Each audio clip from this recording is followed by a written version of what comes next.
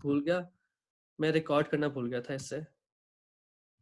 एक give me a second guys. ठीक है। अच्छा, तो अब इसमें ये है कि ब्रोंकिएक्टेसिस में बेसिकली आपके लुमिनल डायमीटर भी इंक्रीज कर रहा है, अनलाइक सीओपीडी एंड एस्थमा। साथ में वहां पे म्यूकस प्रोडक्शन भी ज्यादा है। सीओपीडी में दो चीजें होती हैं, क्रॉनिक ब्रोंकाइटिस एंड एम्फाइसीमा। तो फंक्शनल यूनिट को सीओपीडी अफेक्ट करती है, मतलब एल्वियोलाई डिस्ट्रॉय हो रही है। मगर ब्रोंकिएटेसिस में एल्वियोलाई डिस्ट्रॉय नहीं होती। यहाँ पे सिर्फ आपके ब्रोंक्यूल्स और ब्रोंकाई डायलेट कर रहे हैं। Is everyone clear on the difference? Can I have a yes in the chat?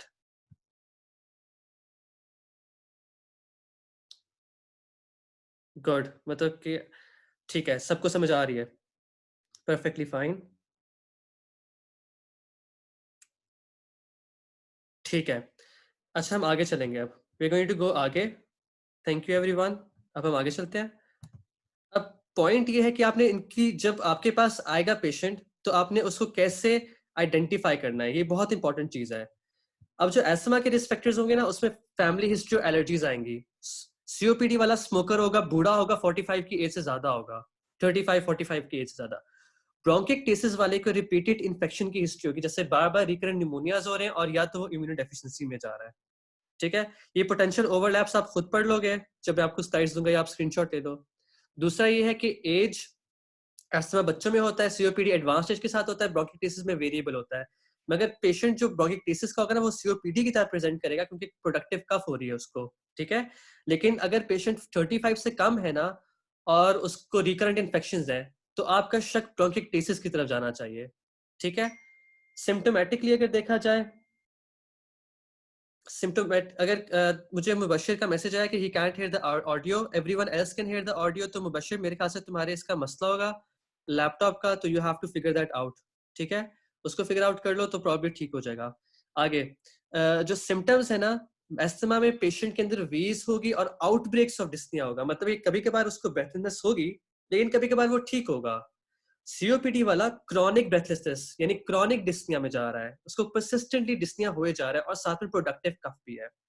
अब ब्रोंकिएक्टेसिस वाले को डिस्निया हो सकता है, नॉट नेसेसरीली, नॉट नेसेसरीली कि उसको ब्रोंकिएक्टेसिस हो या ना हो, मतलब कि सॉरी डिस्निया हो या ना हो, मगर एक चीज पक्की है कि उसको प्रोडक्टिव कफ जरूर होगी ब्रोंकिएक्टेसिस वाले पेशेंट को।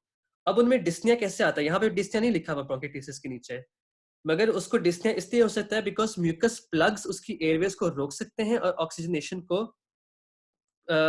रोक सकते हैं, मतलब कि परसिस्टेंट जो ऑक्सीजनेशन चाहिए होती है पेशेंट को, वो इवेंचुअली रुक सकती है।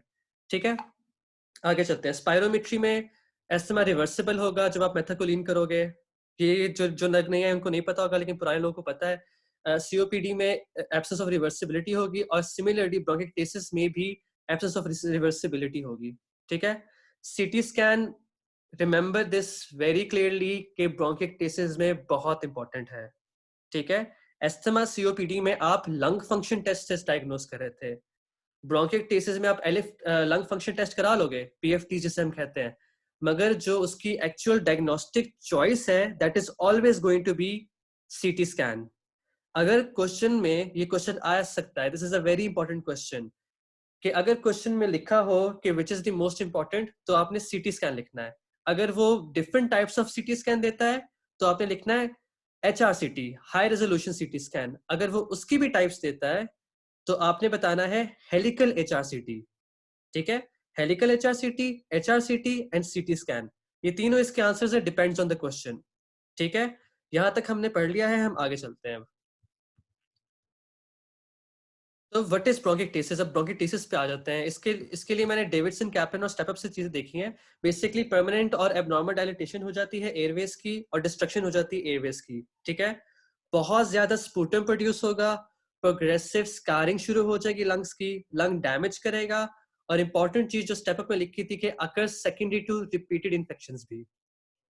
अब ब्रोंकिएक्टेसिस की जो कॉजेज है ना, देर मल्टीफैक्टोरियल, काफी सारी वजहों से हो सकता है। ठीक है, अब क्या होगा इसमें कि ये सबने समझ आ गई ना व्हाट इज ब्रोंकिएक्टेसिस। अब हम आगे जा रहे हैं। अब कॉजेस क्या हो सकती हैं? या तो इसको जब कॉजेस में हम डिफाइन करते हैं तो या इट इज कॉन्जेनिटल या इट इज एक्वायर्ड। कॉन्जेनिटल में हमेशा याद रखना, cystic fibrosis is a very strong predisposant of bronchiectasis. एक पेशेंट को अगर cystic fibrosis है तो there is a very huge possibilities कि उसको bronchiectasis भी हो सकता है। अब bronchiectasis में ciliary dysfunction syndromes इसलिए आते हैं because eventually आपकी जो cilia है respiratory system की, that is getting disrupted। ठीक है? अब उसमें इमोटाइज सिलिया सिंड्रोम भी आ सकता है, कार्ट टेगनर सिंड्रोम भी आ सकता है। ठीक है? और ये बाकी भी रिलेशन, तो you have to remember most important things in congenital. Number 1 cystic fibrosis, क्योंकि ये एमसीक्यूज में भी आ सकता है और एससीक्यू के सिनेरियो में आ सकता है, और सिलियरी डिसफंक्शन सिंड्रोम्स। अब एक्वायर्ड में इतने ज्यादा कोई खास इंपॉर्टेंट नहीं है, you don't need to remember them, इतना कोई नहीं है, क्योंकि tuberculosis, foreign bodies, whooping cough, measles, pneumonia ये सब कॉज करते हैं। They all eventually lead to dilatation of airways, जिसको हम ब्रोंकिक्टेसिस कहते हैं। ठीक है? अब हम चलते हैं आगे। द मोस्ट इंपॉर्टेंट थिंग इसमें जो इंपॉर्टेंट याद रखनी है ना, वो सिस्टिक फाइब्रोसिस और सिलियरी डिसफंक्शन सिंड्रोम्स हैं। इन चीजों को याद रखना है। ठीक है? अब पेशेंट के अंदर क्लिनिकल फीचर्स क्या आएंगे, ये भी सारा मैं डेविडसन से उठाया हुआ है। ठीक है? ये सारा डेविडसन में भी लिखा हुआ था, अच्छा, और स्टेप अप में भी लिखा हुआ था, और कैप्टन में भी लिखा था। मैंने बेसिकली कैप्टन और डेविडसन से उठाया है। अब पेशेंट को कफ होगी और स्पूटम होगा, ये प्राइमरी सिम्टम्स हैं। क्रॉनिक, डेली और कोपियस, बहुत ज्यादा स्पूटम आ रहा है पेशेंट को, मुसलसल आया जा रहा है, because he can not clear it. Cystic fibrosis में क्या होता है? थिक म्यूकस, नहीं क्लियर कर सकता पेशेंट। सिलियरी डिस्फंक्शन में क्या होता है कि वो म्यूकस मूव नहीं कर रहा, तो वो नहीं कर सकता क्लियर, तो इवेंचुअली बहुत ज्यादा म्यूकस इकट्ठा हो जाएगा, स्पूटम और कफ होगी। प्यूरेटिक पेन हो सकती है। One one of the most important thing इसके आपने याद रखना है कि हिमोप्टिसिस भी होता है। ठीक है? इसमें जो इंपॉर्टेंट चीजें याद रखनी है वो ये है कि कफ, स्पूटम, हिमोप्टिसिस, हेलिटोसिस, ये चारों में से जो ये 4 पॉइंट्स है ना, इन चारों में से यूजुअली चीजें आती हैं आपके क्लिनिकल विनियट्स में, जो आपको बेसिकली गाइड करती हैं कि पेशेंट को ब्रोंकिक्टेसिस है कि नहीं है। ठीक है? फाइंडिंग्स क्या होंगी? पहले तो हमने ये डिस्कस किया था ना कि फाइंडिंग्स, जो एस्मा वाला पेशेंट होता है उसमें वीज होती है। ठीक है? अब जब इसमें वीज इसलिए होगी बिकॉज आपको आपकी एयरवेज छोटी हो रही है म्यूकस प्लग की वजह से, तो वो सीटी मारेगी। थोड़े से एरिया से बहुत सारा एयर गुजरेगा, सीटी मारेगा, उसको हम बोलेंगे वीज। क्रैकर्स होंगे बिकॉज बहुत ज्यादा म्यूकस है अंदर, वो मूव करता है, ठर ठर ठर की आवाज आएगी। ठीक है? और मतलब कि अजीब, जैसे पल्मोनरी एडिमा में क्रैकर्स होते हैं, आपके इसके अंदर क्रैकर्स होंगे, क्या कहते हैं, ब्रोंकिक्टेसिस के अंदर। और अब एक इंपॉर्टेंट चीज जो एमसीक्यू के लिए आपने याद रखनी है कि ग्राम नेगेटिव इन्फेक्शंस ब्रोंकिक्टेसिस में ज्यादा कॉमन है। ठीक है? और उसमें most importantly you have to remember pseudomonas. Second number पे स्ट्रेप न्यूमो भी आता है, मगर the most important and the most frequent infection जो ब्रोंकिक्टेसिस के पेशेंट में होती है, दैट इज बेसिकली सूडोमोनास। तो ये चीज आपने याद रखनी है। ठीक है? Are we okay till now? Do we have any questions? If you're okay, type yes.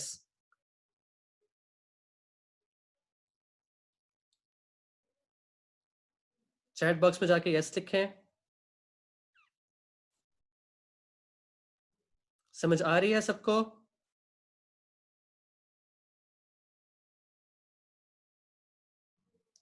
ठीक है, परफेक्टली फाइन। ठीक है, सब रिस्पॉन्ड नहीं करे तो आई जस्ट कंसिडर के आप मेजरली सारे you're okay with it.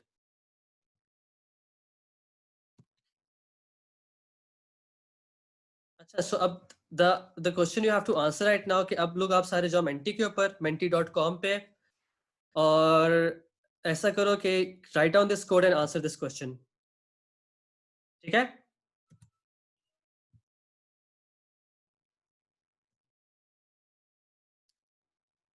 मैं वापस शेयर करता हूँ, सॉरी। menti.com पे जाओ और इसको क्वेश्चन करो, आंसर को। Write down this code.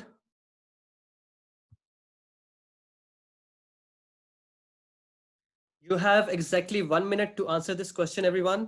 हम तो 8:14 पे वापस आ जाएंगे अपनी स्लाइड्स के ऊपर। स्टार्ट करें, लिखें। I have one entry.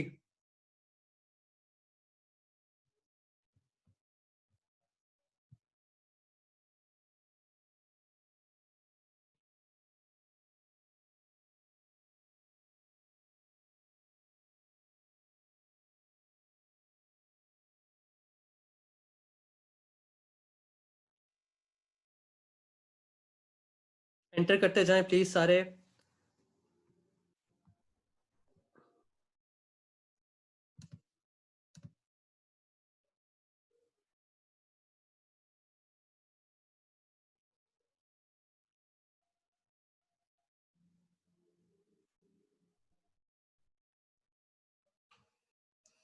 जैसे ही मेरे पास 14 होगा मैं बंद कर दूंगा मेंटी को।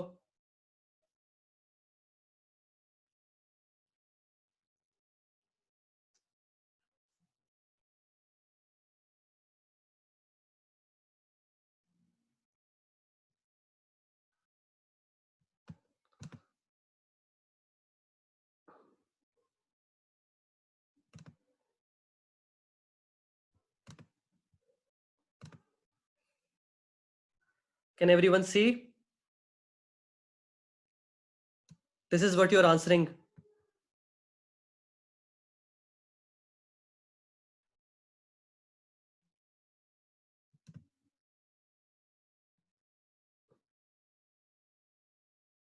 आई थिंक टाइम पूरा हो गया है।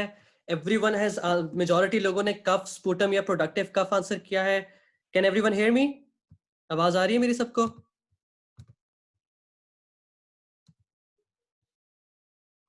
ठीक है, तो मेजॉरिटी लोगों ने आंसर किया है productive cough.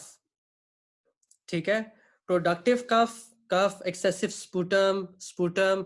So the answer to this basically is productive cough is a predominant syndrome. Yes, इसमें आप लिखो productive cough with copious amount of sputum, that is the most predominant symptom of bronchiectasis. ठीक है, productive cough with copious amount of sputum. ठीक है, इस तरह आपने पढ़ना है। मतलब कि ये क्वेश्चन इसलिए ही मैंने दिया था ताकि एक्सरसाइज हो जाए तुम सबकी। जहाँ पे और किसी ने लिखा copious sputum purulent, it's not suppose to be purulent. कभी कभार प्यूरिलेंट नहीं भी होता, दैट्स कंप्लीटली ओके। प्यूरिलेंट जरूरी नहीं है कि हो, जब इन्फेक्शन होती है तब वो प्यूरिलेंट होता है। बाकी हैलिटोसिस ठीक है, बाकी सबने सही लिखा है। Wheeze crackles is not a clinical feature, it's an examination finding. इसको जरा आप इस पे नहीं लिखोगे, आप productive cough and copious sputum ही लिखोगे। ठीक है, so we are good to go. Menti पे आप लोगों ने सबने अच्छा आंसर दिया है।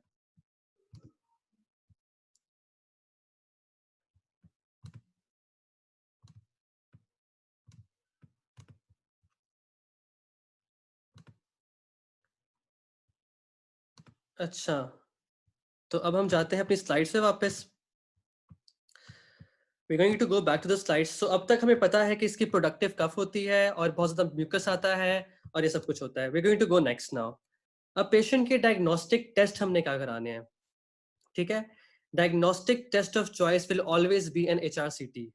LFTs कराएंगे, लंग फंक्शन टेस्ट कराएंगे जिसको हम PFTs पल्मोनरी फंक्शन टेस्ट कहते हैं। उसमें आपको पता लगेगा कि ऑब्स्ट्रक्टिव पैटर्न है। कैन एनीवन टाइप इन के ऑब्स्ट्रक्टिव पैटर्न्स कौन कौन सी डिजीज में होते हैं?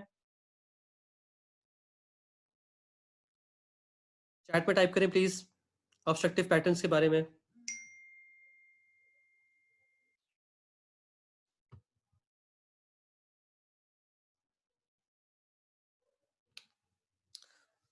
Asthma COPD, good. Asthma COPD में होता है तो you have to add it right now.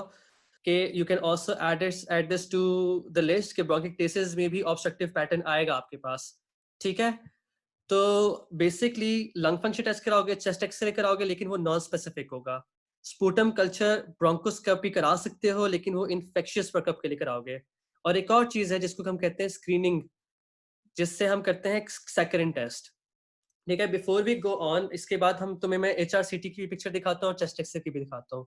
Lung function test में इसकी FE1 टू FVC रेशियो 0.7 से कम आएगी क्योंकि ये ऑब्वियसली ऑब्स्ट्रक्टिव है। स्पूटम कल्चर में बहुत सारे माइक्रो ऑर्गेनिज्म आ सकते हैं। ज्यादातर कौन सा कॉमन था? सूडोमोनास, हमने डिस्कस किया था ये। सूडोमोनास कॉमन होता है और साथ में एक और कॉमन होता है इसके अंदर, उसे हम कहते हैं स्ट्रेप न्यूमो।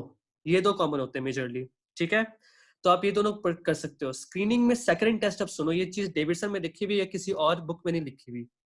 ठीक है, अब इसमें सैकरिन में क्या होता है कि आप पेशेंट की नाक में सैकरिन डालते हो और you have to note the time until he get the taste of that saccharin in his throat. ठीक है,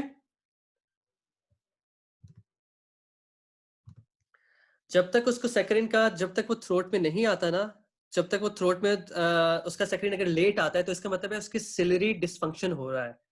20 मिनट्स की इसकी हम टाइमलाइन रखते हैं, अगर 20 मिनट से ज्यादा आया टाइम तो इसका मतलब है कि देयर इज सिलरी डिस्काइनेसिया, उसके सिलरी जो सिलरी फाइबर्स हैं वो खराब हो गए हैं, वो सिलिया खराब हो चुके हैं, जिसकी वजह से प्रॉपरली नहीं पहुंच रहा सैकरिन। तो you have to do this. Saccharin का टेस्ट सिर्फ उसके लिए होता है जब आप स्क्रीनिंग करते हो। Now we are going to discuss one of these test in details. अभी याद रख लो कि ये पांच डायग्नोस्टिक टेस्ट कराने हैं, जिसमें सबसे इंपॉर्टेंट एचआरसीटी है और ये बाकी सारे हैं। You have to write them as they are, अगर ये एससीक्यू में क्वेश्चन आता है। ठीक है, नेक्स्ट। चेस्ट एक्सरे हम क्यों कहते हैं कि नॉन कंक्लूसिव है? ये किसी बुक में नहीं लिखा हुआ, ये सिर्फ स्केची में उसने एक्सप्लेन किया हुआ है। चेस्ट एक्सरे में दो चीजें नजर आएंगी, याद रखना, tram tracking and bronchial coughing.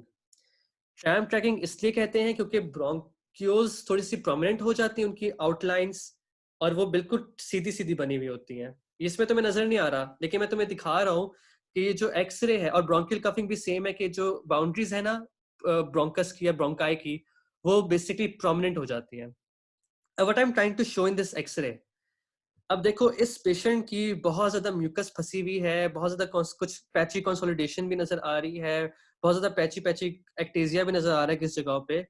मगर प्रॉब्लम ये है कि इससे हम डीडीज बना सकते हैं कि शायद इसको निमोनिया हो, हम इसे डीडीज बना सकते हैं शायद इसको कोई रिस्ट्रिक्टिव लंग डिजीज हो, क्योंकि रेटिकुलर नोडुलर पैटर्न हमें नजर आ रहा है इसके अंदर। मगर वी कैन नॉट क्लियरली से कि इसको ब्रोंकिक्टेसिस है। You get the point? तो इस वजह से वी नेवर एवर से कि ब्रोंकिक्टेसिस जब डायग्नोज करना हो तो हम चेस्ट एक्सरे की बेसिस पे कर लेंगे। It's non conclusive, it can not tell you के पेशेंट में पक्की बात थी कि उसे ब्रोंकिक्टेसिस था कि नहीं। दैट इज द रीजन कि हम एचआरसीटी कराते हैं। अब मैं तुम्हें दिखाता हूँ कि हमें एचआरसीटी किस तरह बेहतर बताता है। ठीक है, नाउ लुक, लेफ्ट साइड पे एक नॉर्मल पेशेंट का आपको एचआरसीटी नजर आ रहा है। ठीक है, लेफ्ट साइड पे आपको एक नॉर्मल बंदे का एचआरसीटी नजर आ रहा है, और राइट साइड पे आपको एचआरसीटी ऐसे बंदे का नजर आ रहा है जिसको बायोलेटरल ब्रोंकिक्टेसिस है। फर्स्ट ऑफ ऑल नोट कि वहां पे डायलेटेशन ऑफ एयरवेज नजर आ रही है आपको ब्रोंकिक्टेसिस वाले पेशेंट में, और नॉर्मल पेशेंट में आपको बिल्कुल नॉर्मल एयरवेज नजर आ रही है।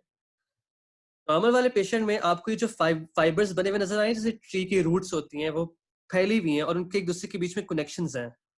ठीक है, वो आपको नॉर्मल वाले में नजर आ रहे हैं, मगर जो ब्रोंकिक्टेसिस वाला है उसके अंदर वो काफी जगह पे टूट रही है। अब इसके टूटने की वजह क्या होती है? Why does this proper channel of roots, why does it break? One of the reasons for that is कि जहां पर, क्योंकि नंबर वन देखो, आपकी जो ब्रोंकस है या ब्रोंक्योल्स हैं, उनके सेल्स जो हैं वो डाई कर रहे हैं, the structure is getting destroyed, so the ability for that bronchus to remain patent, that also destroys। ठीक है, तो क्या होगा, एक जगह पे म्यूकस प्लग फंसा तो जो उसके आगे वाली एयरवे वाला पार्ट होगा ना, वो कोलैप्स करके बंद हो जाएगा। ठीक है, वो जब कोलैप्स करके बंद होगा तो वो आपको आगे आना नजर बंद हो जाएगा on the CT scan. Is everyone following me on this point? किसी को कोई क्वेश्चन है तो मुझे बता दे, say yes if you are okay.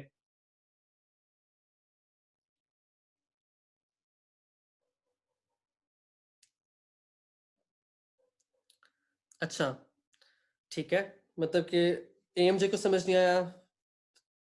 ठीक है, कुछ लोगों को समझ नहीं आया, रिपीट कर देता हूँ पॉइंट। ठीक है, ठीक है, I am gonna repeat it, everyone is saying के रिपीट कर दें। अच्छा, इसमें हमने दो चीजें देखी हैं। एक तो हमें नजर आ रहा है कि ब्रोंकिक्टेसिस की वजह से डायलेटेशन ऑफ द ब्रोंक्यूल्स है, this is something which is going on in bronchiectasis. ठीक है, दूसरा हम देख रहे हैं कि जो नॉर्मल वाला पैटर्न है उसमें आपको बहुत ज्यादा रूट्स की तरह जो नजर नहीं आ रही, like you can see this roots which are spreading out in the normal pattern, which are basically telling us कि ये सारी एयरवेज हैं। ठीक है, और ये सारा यहाँ पे मतलब कि दिस इज नॉर्मल स्ट्रक्चर। यहाँ पे जो रूट वाला पैटर्न है ये टूटा हुआ है, कुछ जगह पे खुला हुआ है, कुछ जगह पे टूटा हुआ है। रूट्स वाला पैटर्न बिल्कुल नजर नहीं आ रहा, जैसे दरख्त की रूट्स होती है ना, वो वाला पैटर्न आपको नजर नहीं आ रहा। उसकी वजह क्या है? द रीजन बिहाइंड इस इसके पीछे जो रीजन है वो ये है कि म्यूकस प्रोड्यूस हो रहा है ब्रोंकिक्टेसिस में। अब वो म्यूकस प्रोड्यूस होकर एक जगह को ब्लॉक कर देता है, एक एयरवे को ब्लॉक कर देता है। ठीक है, अब वो जब ब्लॉक करता है तो जो एयरवेज है वो ऑलरेडी वीक हुई हुई है क्योंकि ब्रोंकिटिस में सेलुलर डिस्ट्रक्शन हो रही है। जो वीक एयरवेज होती हैं तो वो इवेंचुअली कोलैप्स कर जाती हैं, तो वो अपेरेंटली नजर नहीं आती हैं आपको एचआरसीटी के ऊपर। ठीक है, मैंने ये आई थिंक काफी अच्छा एक्सप्लेन कर दिया है। अब आई डोंट थिंक तुम लोगों में से किसी को प्रॉब्लम होगी। I can not repeat it again and again. अगर किसी को मसला हो तो फिर रिकॉर्डिंग में सुन लेना फिर से, ठीक है। We are going to go आगे अब। सही है, अब देखते हैं हम ट्रीटमेंट कैसे करेंगे। अब ब्रोंकिटिस की ट्रीटमेंट और मैनेजमेंट में the most important thing is you divided into two things. या तो आप उसकी सिम्टोमेटिक ट्रीटमेंट करोगे, ठीक है, या दूसरी आपने डिजीज स्पेसिफिक ट्रीटमेंट करनी है। सही है। अब मकसद क्या है ब्रोंकिटिस में, that you have to try your, जो ऑब्जेक्टिव ऑफ ट्रीटमेंट है, ये इसमें लिखा हुआ नहीं है, ये इसमें लिखा हुआ नहीं है, लेकिन होगा, इसमें लिखा हुआ नहीं है, लेकिन द पॉइंट इज दिस के जो ऑब्जेक्टिव्स है ना वो कभी कभार पूछ लेते हैं ये लोग कि what is your objective of treatment. हमारा ऑब्जेक्टिव ऑफ ट्रीटमेंट नंबर 1 ये है कि हमने उसकी इन्फेक्शन को कम करना है, हमने उसकी प्रीडिस्पोजिंग कॉज को रिड्यूस करना है, जो भी कॉज है, चाहे सिस्टिक फाइब्रोसिस उसको ट्रीट करना है अलग से, सीओपीडी है, एस्परजिलोसिस है, जो भी है उसको अलग से ट्रीट करना है। ठीक है। और जो तीसरी चीज है कि हमने उसकी डिजीज स्पेसिफिक ट्रीटमेंट करनी है। ठीक है, तो इस तरह करके आपने ट्रीटमेंट करनी है ना basically. Your mode of treat, sorry मैं पढ़ने लगा था चैट को, I am gonna go back to my point. The point I was trying कि आपकी ऑब्जेक्टिव क्या है। Number 1 reduce the infection, number 2 increase the breathing of the patient ताकि वो हाइपोक्सिक स्टेट में ना जाए, नंबर 3 आपके ऑब्जेक्टिव में ये होगा कि आपने म्यूकस को क्लियर करना है किसी तरह से, और नंबर 4 आपने उसकी ओवरऑल क्वालिटी ऑफ लाइफ को इम्प्रूव करना है। ये आप ऑब्जेक्टिव्स कैसे करोगे अचीव? नंबर 1 आपने सिम्टोमेटिक ट्रीटमेंट करनी है और नंबर 2 आप डिजीज स्पेसिफिक ट्रीटमेंट करोगे। सिम्टोमेटिक ट्रीटमेंट में क्या है? ऑब्स्ट्रक्टिव डिजीज है, एयरवे पेटेंट नहीं है, ब्रोंकोडायलेटर्स दोगे, ग्लूकोकॉर्टिकॉइड्स दोगे, एयरवे पेटेंसी को इंक्रीज करोगे।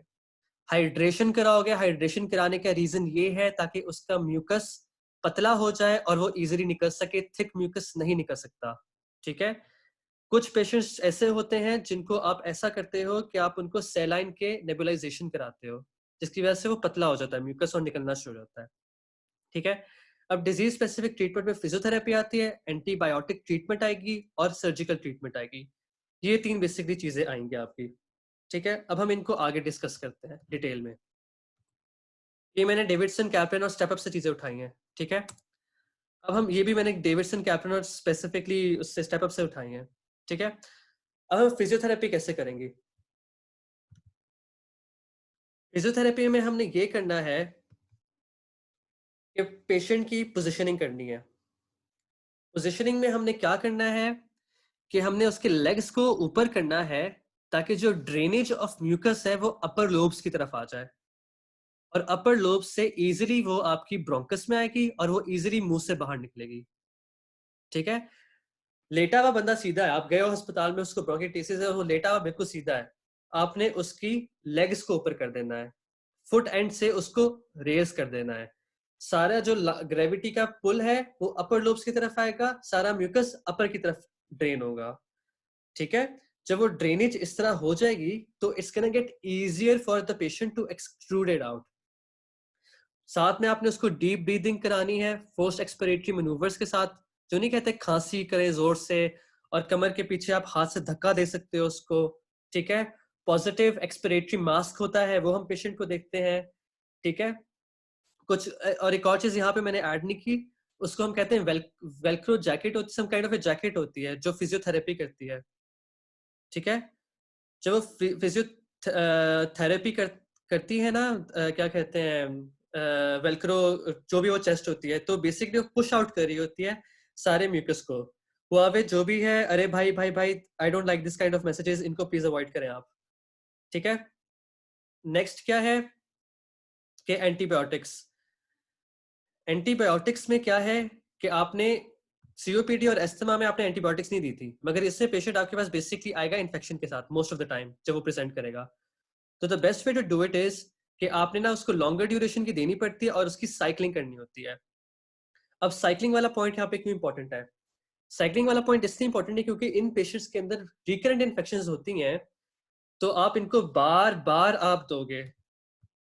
ठीक है, आप इनको बार बार आप दोगे एंटीबायोटिक्स, जिसकी वजह से ये पॉइंट होता है कि आपने उनकी रेजिस्टेंस इंक्रीज नहीं करनी। तो if you keep on continuing with one, क्या कहते हैं, antibiotic, what's going to happen is, the problem is going to be कि वो एंटीबायोटिक इवेंचुअली रेजिस्टेंट हो जाएगी। तो कभी कभार आप उसको सेफेलोस्पोरिन से दोगे, कभी कभार आप उसको पेनिसिलिन में से दोगे। तो इस तरह से you have to make sure के उसकी साइक्लिंग भी करो। जो ट्रीटमेंट है, आमतौर पे ओरल सिप्रोफॉक्सिसिन देते हैं 500 to 750 mg, या आईवी पिप्रेसलिन, डेजोबेक्टम या सेफ्टिजिडीन। ये जो मेडिसिन हैं, ये बेसिकली सूडोमोनास के अगेंस्ट अच्छा एक्ट करती हैं, इसलिए हम देते हैं। अब सर्जिकल ट्रीटमेंट की तरफ आते हैं। ठीक है, सर्जिकल ट्रीटमेंट में ये है कि आपने एक्सिजन करनी है, और उस एरिया की करनी है जहां पे ब्रोंकिटिस ज्यादातर हुआ हुआ है। ठीक है, अगर एक्सटेंसिव बायलैटरल डिजीज है तो you can not do it. Extensive bilateral disease में ये होता है कि आप कौन से एरिया ऑफ लंग को निकालोगे जो आप पीछे बचा कुचा सही लंग छोड़ दोगे। आप सर्जिकल ट्रीटमेंट तभी करते हो जब आप किसी पर्टिकुलर एरिया में लोकलाइज्ड ब्रोंकिटिस है। ठीक है, लोकलाइज्ड ब्रोंकिटिस की सर्जिकल ट्रीटमेंट करनी है, वरना आपको करने की जरूरत नहीं है। ठीक है, we are going to revise this once more time। जो मैनेजमेंट है इसकी, मैनेजमेंट है, हमने ट्रीटमेंट में क्या किया, सिम्टोमेटिक और डिजीज स्पेसिफिक किए। सिम्टोमेटिक में हाइड्रेशन, ब्रोंकोडायलिटिस, ग्लूकोकॉर्टिकॉइड्स दिए हैं। ठीक है, और जो डिजीज स्पेसिफिक ट्रीटमेंट है उसमें बेसिकली हमने फिजियोथेरेपी, एंटीबायोटिक थेरेपी और सर्जिकल ट्रीटमेंट किया है। सही है, दिस इज द पॉइंट। आगे चलते हैं। अब मेंटी पे जाओ और 72239 पे जाओ, और can you answer this question please everyone.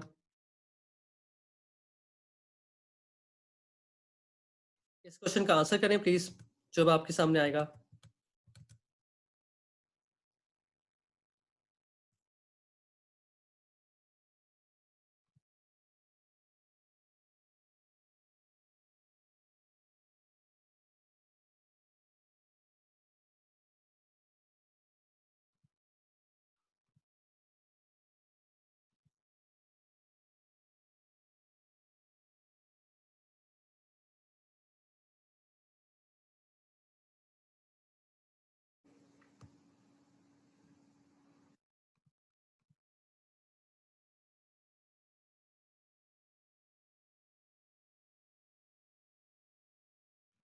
We are going to have this till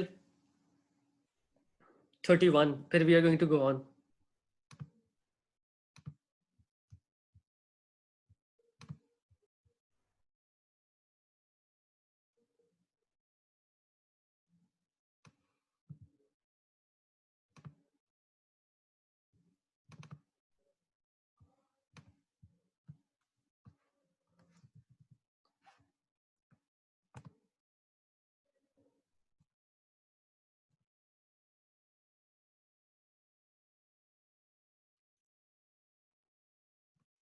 चलो, अभी रेडमी को तो मैंने कर दिया रिमूव।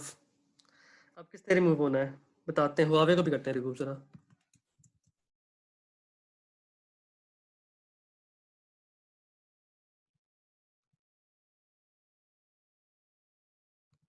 देखो, ये बड़ा अच्छा तरीका है कि ना, मैं होस्ट हूँ, मैं जिसका दिल करे रिमूव करूँ।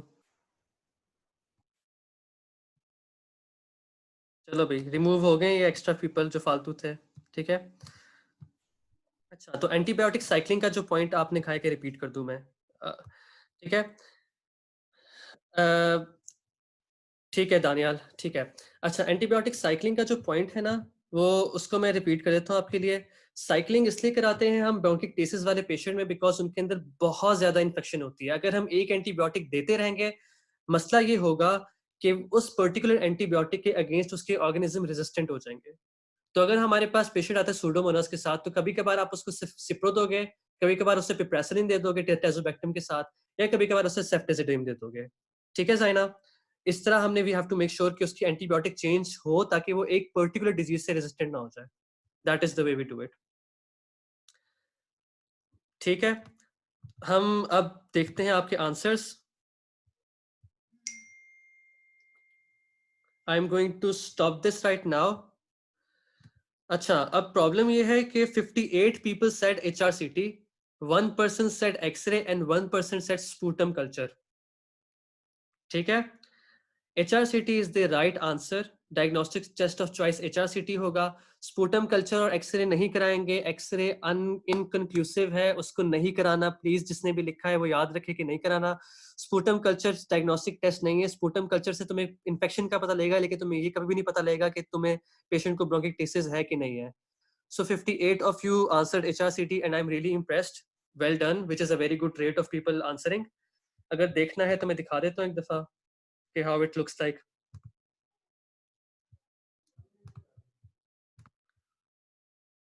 Can everyone see? तो ये बहुत अच्छा आंसर है और दिस इज गुड. तो वी कैन गो ऑन. ये वाला पास्ट एग्जाम क्वेश्चन था, पास्ट पेपर से मैंने उठाया है और हम आगे भी कुछ क्वेश्चंस इस तरह ही डिस्कस करेंगे जो पास्ट पेपर से होते हैं. चलो ओके, गोइंग ऑन. अब जो एग्जैक्टली यूएचएस में आया था एक क्वेश्चन, हम उसको डिस्कस करते हैं. Can everyone read this? Then we are going to discuss कि इसमें पॉइंट्स क्या थे, क्योंकि ऑब्वियसली हम ब्रोंकिटिस पढ़ने, इसका आंसर तो ब्रोंकिटिस है, मगर the point is to find out के what are the things which tell us कि इसमें ब्रोंकिटिस है. ये यूएचएस का क्वेश्चन है.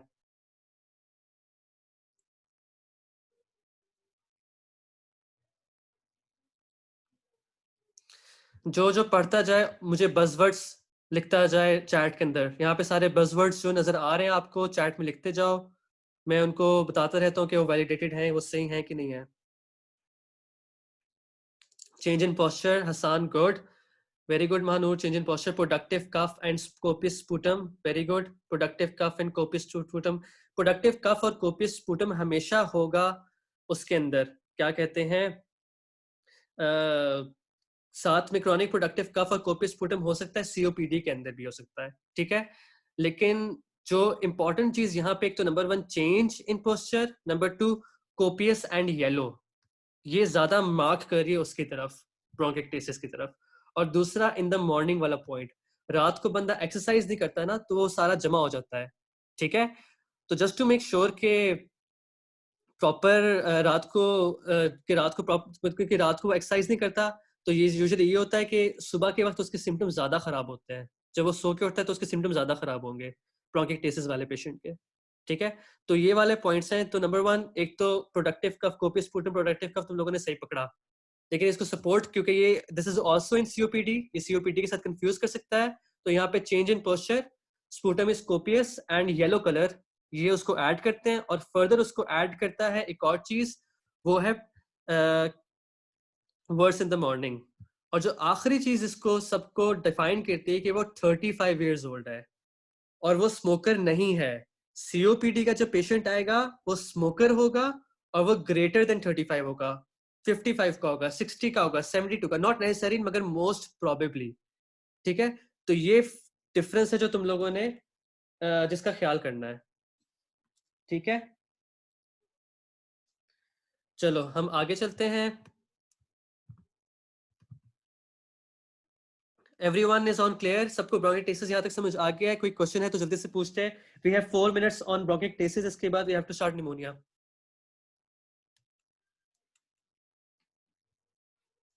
ठीक है, perfectly fine, we are doing good. सही है, no questions till now. If any questions, no, we're going to start pneumonia at 8:38. मुझे प्राइवेटली मैसेज मत करो, सबके सामने कर दो. It's completely okay.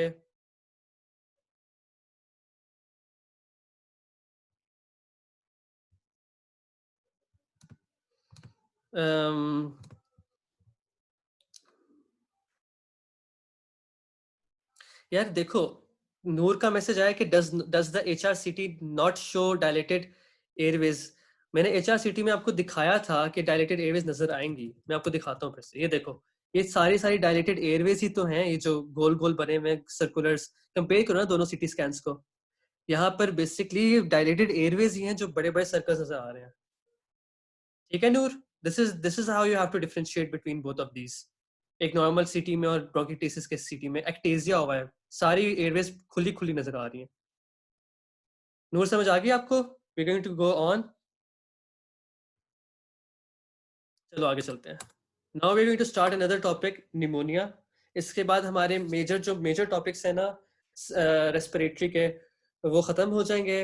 न्यूमोनिया का सवाल हमारे प्रॉफ में इस तरह आया था कि we were supposed to, I guess उसमें ये था कि कोई इन्फेक्टिव ऑर्गेनिज्म दिया हुआ था और हमने बताना था कि ये किस में कॉमन है, या फिर उसका सिनेरियो दिया हुआ था, डिफाइन किया हुआ था, और हमने बताना था कि इस केस में कौन सा कॉमन इन्फेक्टिव ऑर्गेनिज्म होगा. अब न्यूमोनिया का जो सबसे बड़ा मसला है ना, which you have to remember, कि this topic is a part of infectious diseases वाला चैप्टर, ठीक है, and it is also a part of क्या कहते हैं रेस्पिरेटरी सिस्टम. इन्फेक्शियस डिजीज वाला मेरे ख्याल से आता है M2 में और रेस्पिरेटरी आता है M1 में. तो जब भी आप जाओ तो अपने टीबी न्यूमोनिया M2 के लिए पढ़ कर जाना है, क्योंकि न्यूमोनिया से हमारा M2 में सवाल आया था, M1 में नहीं आया था, हालांकि बुक के अंदर इसको रेस्पिरेटरी के अंदर लिखा हुआ है, ठीक है. तो ये पॉइंट याद रखना, दिस इज इम्पोर्टेंट. अब हम जाते हैं न्यूमोनिया में. न्यूमोनिया को, बिफोर आई गो ऑन, इसमें एक और चीज तुम लोगों को याद रखनी है विच इज वेरी इंपॉर्टेंट, कि हमने हमेशा न्यूमोनिया पैथोलॉजी में इस तरह पढ़ा है कि लोबार न्यूमोनिया हो गया, ब्रोंको न्यूमोनिया होगा, पैची इन्फिल्ट्रेट्स बन गए, ये हो गया वो हो गया. इसकी ट्रीटमेंट हम क्लिनिकली इस तरह नहीं कर सकते बाय डिफाइनिंग कि वो एनाटॉमिकली कहाँ पे लोकेटेड है, lower lobe, middle lobe, upper lobe. X ray में नजर आ जाएगा, ठीक अभी है कौन से लोब में. ट्रीटमेंट तो obviously at the end of the day same होगी, प्रेजेंटेशन डिफरेंट हो जाएगी, अगर ट्रीटमेंट सेम होगी सबकी. अब हम ट्रीटमेंट क्लिनिकली देखने के लिए निमोनिया को हम किस तरह क्लासिफाई करते हैं ताकि हम उसको ट्रीट कर सकें, ठीक है. अब ये जो सारे निमोनियाज है ना, इन सब की ट्रीटमेंट डिफरेंट है. Community acquired pneumonia, hospital acquired pneumonia, suppurative pneumonia, aspiration pneumonia, pulmonary abscess pneumonia in immunocompromised patient. इन 6 के 6 निमोनियाज की ट्रीटमेंट हम अलग तरीके से करेंगे, और इसी तरीके से इसको क्लासिफाई किया हुआ है आपकी डेविडसन के अंदर. Remember this always, this is not a classification जो आप पेपर में लिख कर आओगे. अगर वो पूछते क्लासिफाई निमोनिया, पहली तो बात है कोई पूछेगा नहीं, लेकिन क्लासिफिकेशन ऑफ निमोनिया के और डिफरेंट तरीके हैं. दिस इज ओनली क्लासिफाइड ताकि हम अपनी मेडिकल ट्रीटमेंट और जो हमने ड्रग्स दिए हम उसको अच्छी तरह से डिफाइन कर सकें, ठीक है. ये वाला पॉइंट है. चलो अब आगे चलते हैं. इसमें यह है कि factors that predispose to pneumonia, जिनकी वजह से निमोनिया होता है, ठीक है.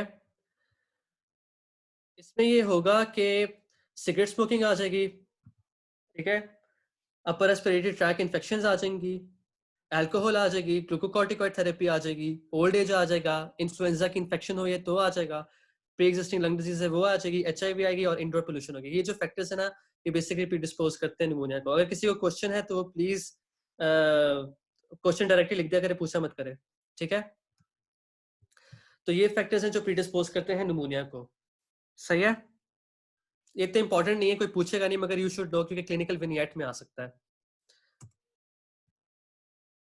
अब ये जो है ना इम्पोर्टेंट सा एक टेबल है जो कहीं नहीं बना हुआ और सिर्फ इरफान मसूद ने बना हुआ है. इस टेबल को मैं एक्सप्लेन कर देता हूँ थोड़ा सा, ठीक है, एक्सप्लेन कर देता हूँ इस टेबल को. इसमें डिफरेंट, अब डेविडसन ने प्रॉब्लम ये है कि उन्होंने लिखा हुआ है बीच बीच में हर ऑर्गेनिज्म के वो ऑर्गेनिज्म किस में कॉमन होता है और क्या करता है, ठीक है. इस टेबल में इरफान मसूद ने उठा के ऑर्गेनिज्म वाइज वैसे ही क्लासिफाई कर दिया सब कुछ, बिकॉज द प्रॉब्लम इज कि डेविडसन में वो अच्छा नहीं लिखा हुआ, सही है. अब स्ट्रेप्टोकोकस निमोनिया का जो इसमें ना rust colour sputum important point है, और मोस्ट कॉमन कॉज होती है कम्युनिटी एक्वायर्ड निमोनिया की, ठीक है. इरफान मसूद भी एक बुक है. इरफान मसूद एक फजूल सी बुक है, इतनी अच्छी नहीं है, लेकिन अगर पढ़नी है तो पढ़ लो, अगर पास होने के लिए काफी होती है. काश लोग पास हो जाते इससे, लेकिन इस साल लोगों के बहुत कम नंबर आए हैं इरफान मसूद से, जिन्होंने सिर्फ इरफान मसूद पढ़ी हुई है. स्केची और इरफान मसूद अच्छा कॉम्बिनेशन बनाती है, ठीक है. स्ट्रेप्टोकोकस न्यूमोनिया में बेसिकली कम्युनिटी एक्वायर्ड निमोनिया की कॉज होती है ये, ठीक है. रस्ट कलर स्पुटम आएगा. स्ट्रेप्टोकोकस ऑरियस में क्या होगा कि ये निमोनिया जो पोस्ट इन्फ्लुएंजा होता है ना उसमें कॉमन होता है. और ये देख लो कि बायलैटरल कैविटरी ब्रोंकोनिमोनिया होगा। ये जो बेसिकली ब्लू वाली चीजें ना, ये तुम लोगों ने याद करनी बिकॉज ये एमसीक्यूज में आती हैं। हेमोफिलस इन्फ्लुएंजा की एसोसिएशन सीओपीडी और स्मोकर्स के साथ होती है। मोस्ट कॉमन बैक्टीरियल कॉज होती है एक्यूट एक्सेस्पिरेशन ऑफ सीओपीडी की। क्लेब्सिला न्यूमोनिया में इसको हम कहते हैं फ्रेडलैंडर्स न्यूमोनिया भी, ठीक है। और करंट जेली स्पुटम होगा इसके अंदर, ठीक है। तो ये चीज याद रखें। और एक और चीज आपने याद रखनी है कि इसके अंदर जो एक और इंपॉर्टेंट चीज है वो ये है कि ऑर्गन ट्रांसप्लांट पेशेंट के अंदर लीजेनेला न्यूमोफाइल ज्यादा कॉमन होता है, ठीक है। और उसके अलावा आपने नोट करना है इसके अंदर कि माइकोप्लाज्मा न्यूमोनिया के साथ आपके पेशेंट एटिपिकल न्यूमोनिया के साथ आएगा, एरिथीमा मल्टीफॉर्म होगा, स्टीवन जॉनसन सिंड्रोम कॉम्प्लिकेट करके बन सकता है, जीबीएस गुलियन बायरी सिंड्रोम बन सकता है, सुडोमोनाज सिस्टिक फाइब्रोसिस के साथ ज्यादा कॉमन होता है, ठीक है। ये डिफरेंट ये जो डिफरेंट है ना, क्या कहते हैं, ऑर्गेनिज्म डिफरेंट कॉज करते हैं। इसके बाद मैं एक ग्रुप में शेयर कर दूंगा ताकि आप इजीली इसको देख भी सको, ठीक है। Thank you Abdul Rahman for telling me that. आगे चलते हैं। अगला पॉइंट ये है कि कम्युनिटी एक्वायर्ड न्यूमोनिया के पास आते हैं। हमने पहले क्लासिफाई किया था इसे community acquired, hospital acquired, immuno compromise, ventilators, मतलब कि काफी सारी हमने इसके अंदर कर दी थी क्लासिफिकेशन, वो तुम लोगों ने देख ली थी। अब हम सबसे पहली वाली क्लासिफिकेशन पे आते हैं जो है कम्युनिटी एक्वायर्ड न्यूमोनिया। अब ये टिपिकल एटिपिकल टाइप्स में होता है, ड्रॉपलेट इन्फेक्शन से होता है। और इसमें मोस्ट इंपॉर्टेंट एमसीक्यू जो हमारे पेपर में आया था वो ये था कि स्ट्रेप न्यूमो इसका कॉजेटिव फैक्टर होता है, ठीक है। स्ट्रेप न्यूमो इसका कॉजेटिव फैक्टर होगा और ये मेजरली कम्युनिटी एक्वायर्ड निमोनिया कराएगा।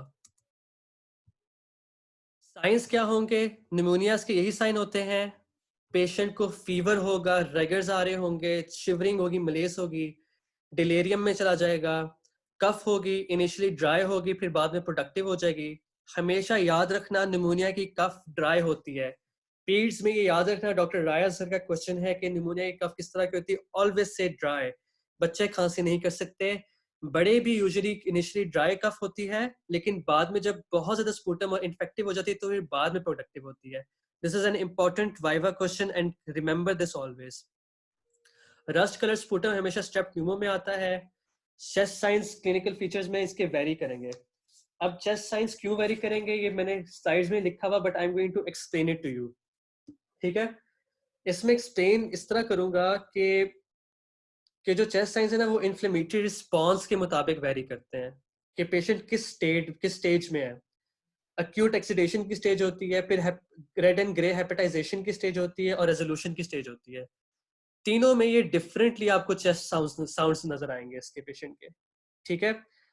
लेकिन जब लंग कंसोलिडेटेड होता है ना, ये याद रखना, this is important, remember this always, कि पेशेंट की परकशन डल हो जाएगी, ठीक है। और ऑस्कल्टेशन में आपको ब्रोंकियल ब्रीदिंग फील होगी। अगर अगर किस कोई लिख रहा है तो वो लिख ले, ये इंपॉर्टेंट है। I am going to repeat it once more कि पेशेंट का अगर लंग कंसोलिडेट हो गया है निमोनिया की वजह से तो उसको ब्रोंकियल ब्रीदिंग आपको नजर सुनाई देगी। और दूसरा आपको परकशन पे डल नोट सुनाई देगा उसका, ठीक है। क्रैकर्स पूरी लंग्स में सुनाई देंगे ऑस्कल्टेशन के ऊपर, बिकॉज हर तरफ स्पूटम ही स्पूटम पड़ा हुआ है, ठीक है। This was important and you have to know के डिफरेंट स्टेजेस के मुताबिक उसके चेस्ट साइन वेरी करेंगे। एक और चीज ये है कि लोअर लोब निमोनियास जो होते हैं ना वो कभी कभार हेपेटाइटिस की तरह प्रेजेंट करते हैं, जैसे कि क्योंकि लोअर लोब है, राइट साइड पे अगर लोअर लोब में अगर आपको निमोनिया हो जाता है, रिमेंबर करना राइट साइड वाला लोअर लोब निमोनिया, तो ये हेपेटाइटिस की तरह पेन आ रही होगी पेशेंट को, लेकिन उसको लोअर लोब निमोनिया होगा। और प्लूरेटिक चेस्ट पेन भी पेशेंट को हो जाती है जो एब्डोमिनल वॉल में रेडिएट करती है और शोल्डर में रेडिएट करती है, ठीक है। ये बेसिकली क्लिनिकल फीचर्स हैं कम्युनिटी एक्वायर्ड निमोनिया के। Is everyone on board? Please type yes. अगर कुछ समझ नहीं आया तो पूछ तो जल्दी से।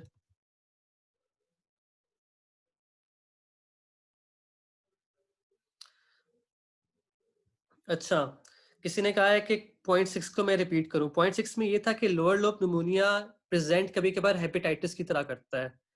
इसकी वजह ये है क्योंकि लोअर लोब एनाटॉमिकली किधर लोकेटेड है, बिल्कुल लिवर के आगे पड़ा हुआ है ना, क्योंकि लिवर जब बिल्कुल साथ साथ पड़े होते हैं यहाँ पे, चेस्ट वॉल के, जो चेस्ट वॉल है राइट साइड पे रिब केज के थोड़ा सा पीछे लिवर होता है ना, इससे तो आप ऊपर से प्रकस करते हुए लिवर को फील करते हो, क्योंकि वो रिब्स के पीछे पड़ा होता है। तो अगर फॉर इंस्टेंस राइट साइड पे लोअर लोब में अगर आपको हो जाता है निमोनिया, तो उसकी पेन ऐसे नहीं होगी जैसे कि हेपेटाइटिस की पेन हो रही हो पेशेंट को। ठीक है, तो ये वाला पॉइंट था जो डिफरेंट इसकी फीचर्स हो सकती हैं। अब हम आगे चलते हैं। अब दिस इज वेरी इंपॉर्टेंट, ये इतना इंपॉर्टेंट है क्योंकि ये हर कोई वाइवा में तुमसे पूछेगा। I want everyone to memorize CURB 65 score right now. This is called the hospital CURB 65. ये severity of the illness को define करता है patient की। इसके अंदर हम 5 criteria देते हैं: confusion, urea greater than 7 millimoles, respiratory greater than 30, blood pressure systolic less than 90, diastolic less than 60 और age 65। अगर कोई भी पॉइंट पॉजिटिव है तो आप उसको 1 दोगे। ठीक है, अगर पेशेंट 0 to 1 है तो आप उसको होम ट्रीटमेंट करोगे। अगर 2 उसका स्कोर आ रहा है तो हॉस्पिटल सुपरवाइज ट्रीटमेंट करनी है आपने। इसमें सुपरवाइज्ड हॉस्पिटल सुपरवाइज्ड ओपीडी भी कर सकते हो या शॉर्ट स्टे इनपेशेंट भी कर सकते हो। अगर उसका स्कोर 3 से ऊपर है तो आपने उसको करना ही मैनेज है सिवियर निमोनिया के लिए, और आपने उसको असेस करना है कि आपने उसको आईसीयू में डालना है या नहीं डालना, अगर उसका स्कोर 4 या 5 है। ठीक है, 3 से ऊपर आपने असेस करना शुरू कर देना है। लेकिन अगर 4 और 5 स्कोर आ रहा है तो you have to decide whether you have to put the patient into ICU or not. That is very important. ठीक है, तो ये अच्छी तरह से अभी के अभी याद करो सारा। कर्ब 65 कहते हैं C for confusion, U for urea, R for respiratory rate, B for blood pressure और 65 फॉर द एज। ये पक्का याद कर लो, this is going to be asked, क्योंकि जब तुम लोगों का वाइवा होगा ना दिसंबर जनवरी फरवरी में, तब तुम लोगों के पेशेंट्स निमोनिया वाले पड़े हुए होंगे ढेरों अस्पताल के अंदर। सबका हर कोई आके कर्ब 65 स्कोर का निकाल के दिखाओ। कर्ब 65 क्या होता है? Every every candidate with pneumonia was asked this question this year, so please make sure that you know this is very important. याद कर लिया सबने? गुड, चलो कर लिया होगा probably. Now go to Menti, write down this code and answer the question.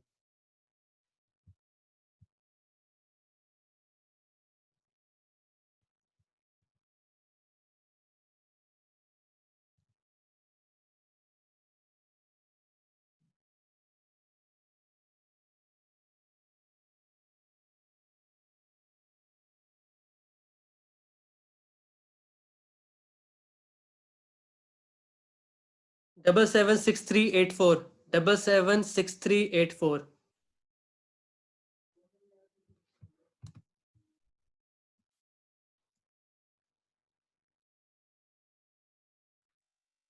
Double 76384. Can you guys log in?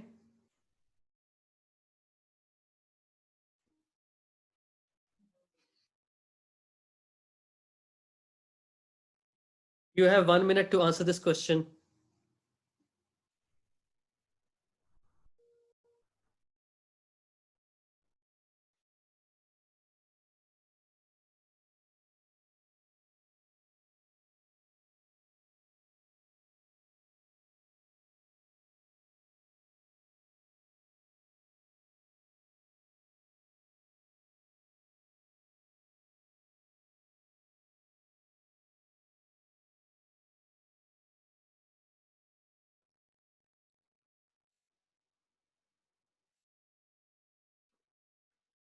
हमारे पास 30 entries हो गई हैं। I want more entries.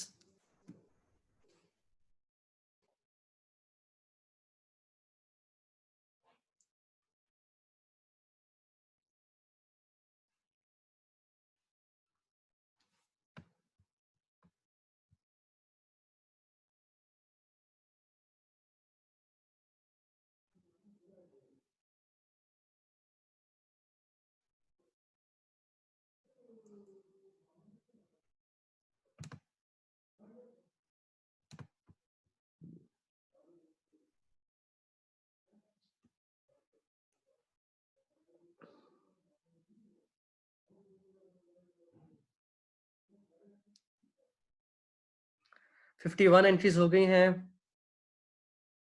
I am going to wait a little more, फिर मैं तुम लोगों से screen share करता हूँ।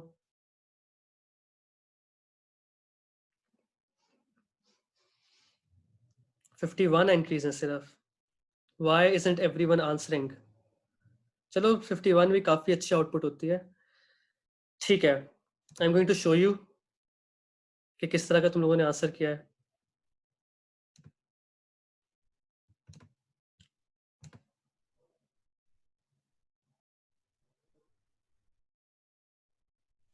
ठीक है, तो ये है आंसर, एक दफ़ा देख लो सारे। ठीक है, मेजॉरिटी लोगों ने 3 लिखा है और 3 was the right answer. I don't know why 2 and 4 were given.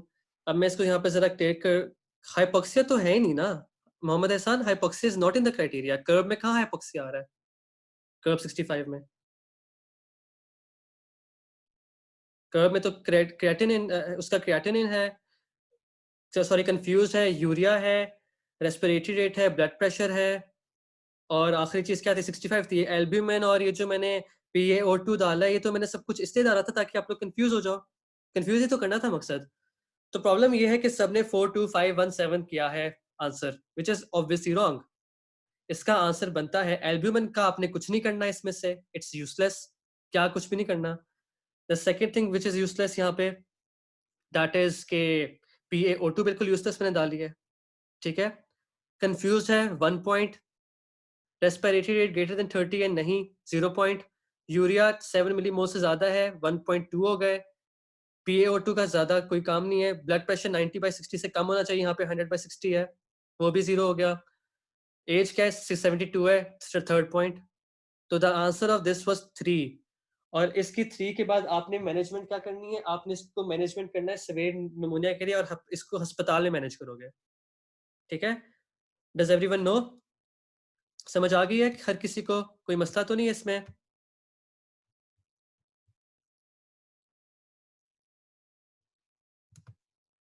कोई अगर प्रॉब्लम है तो मुझे बताओ। We're gonna go back.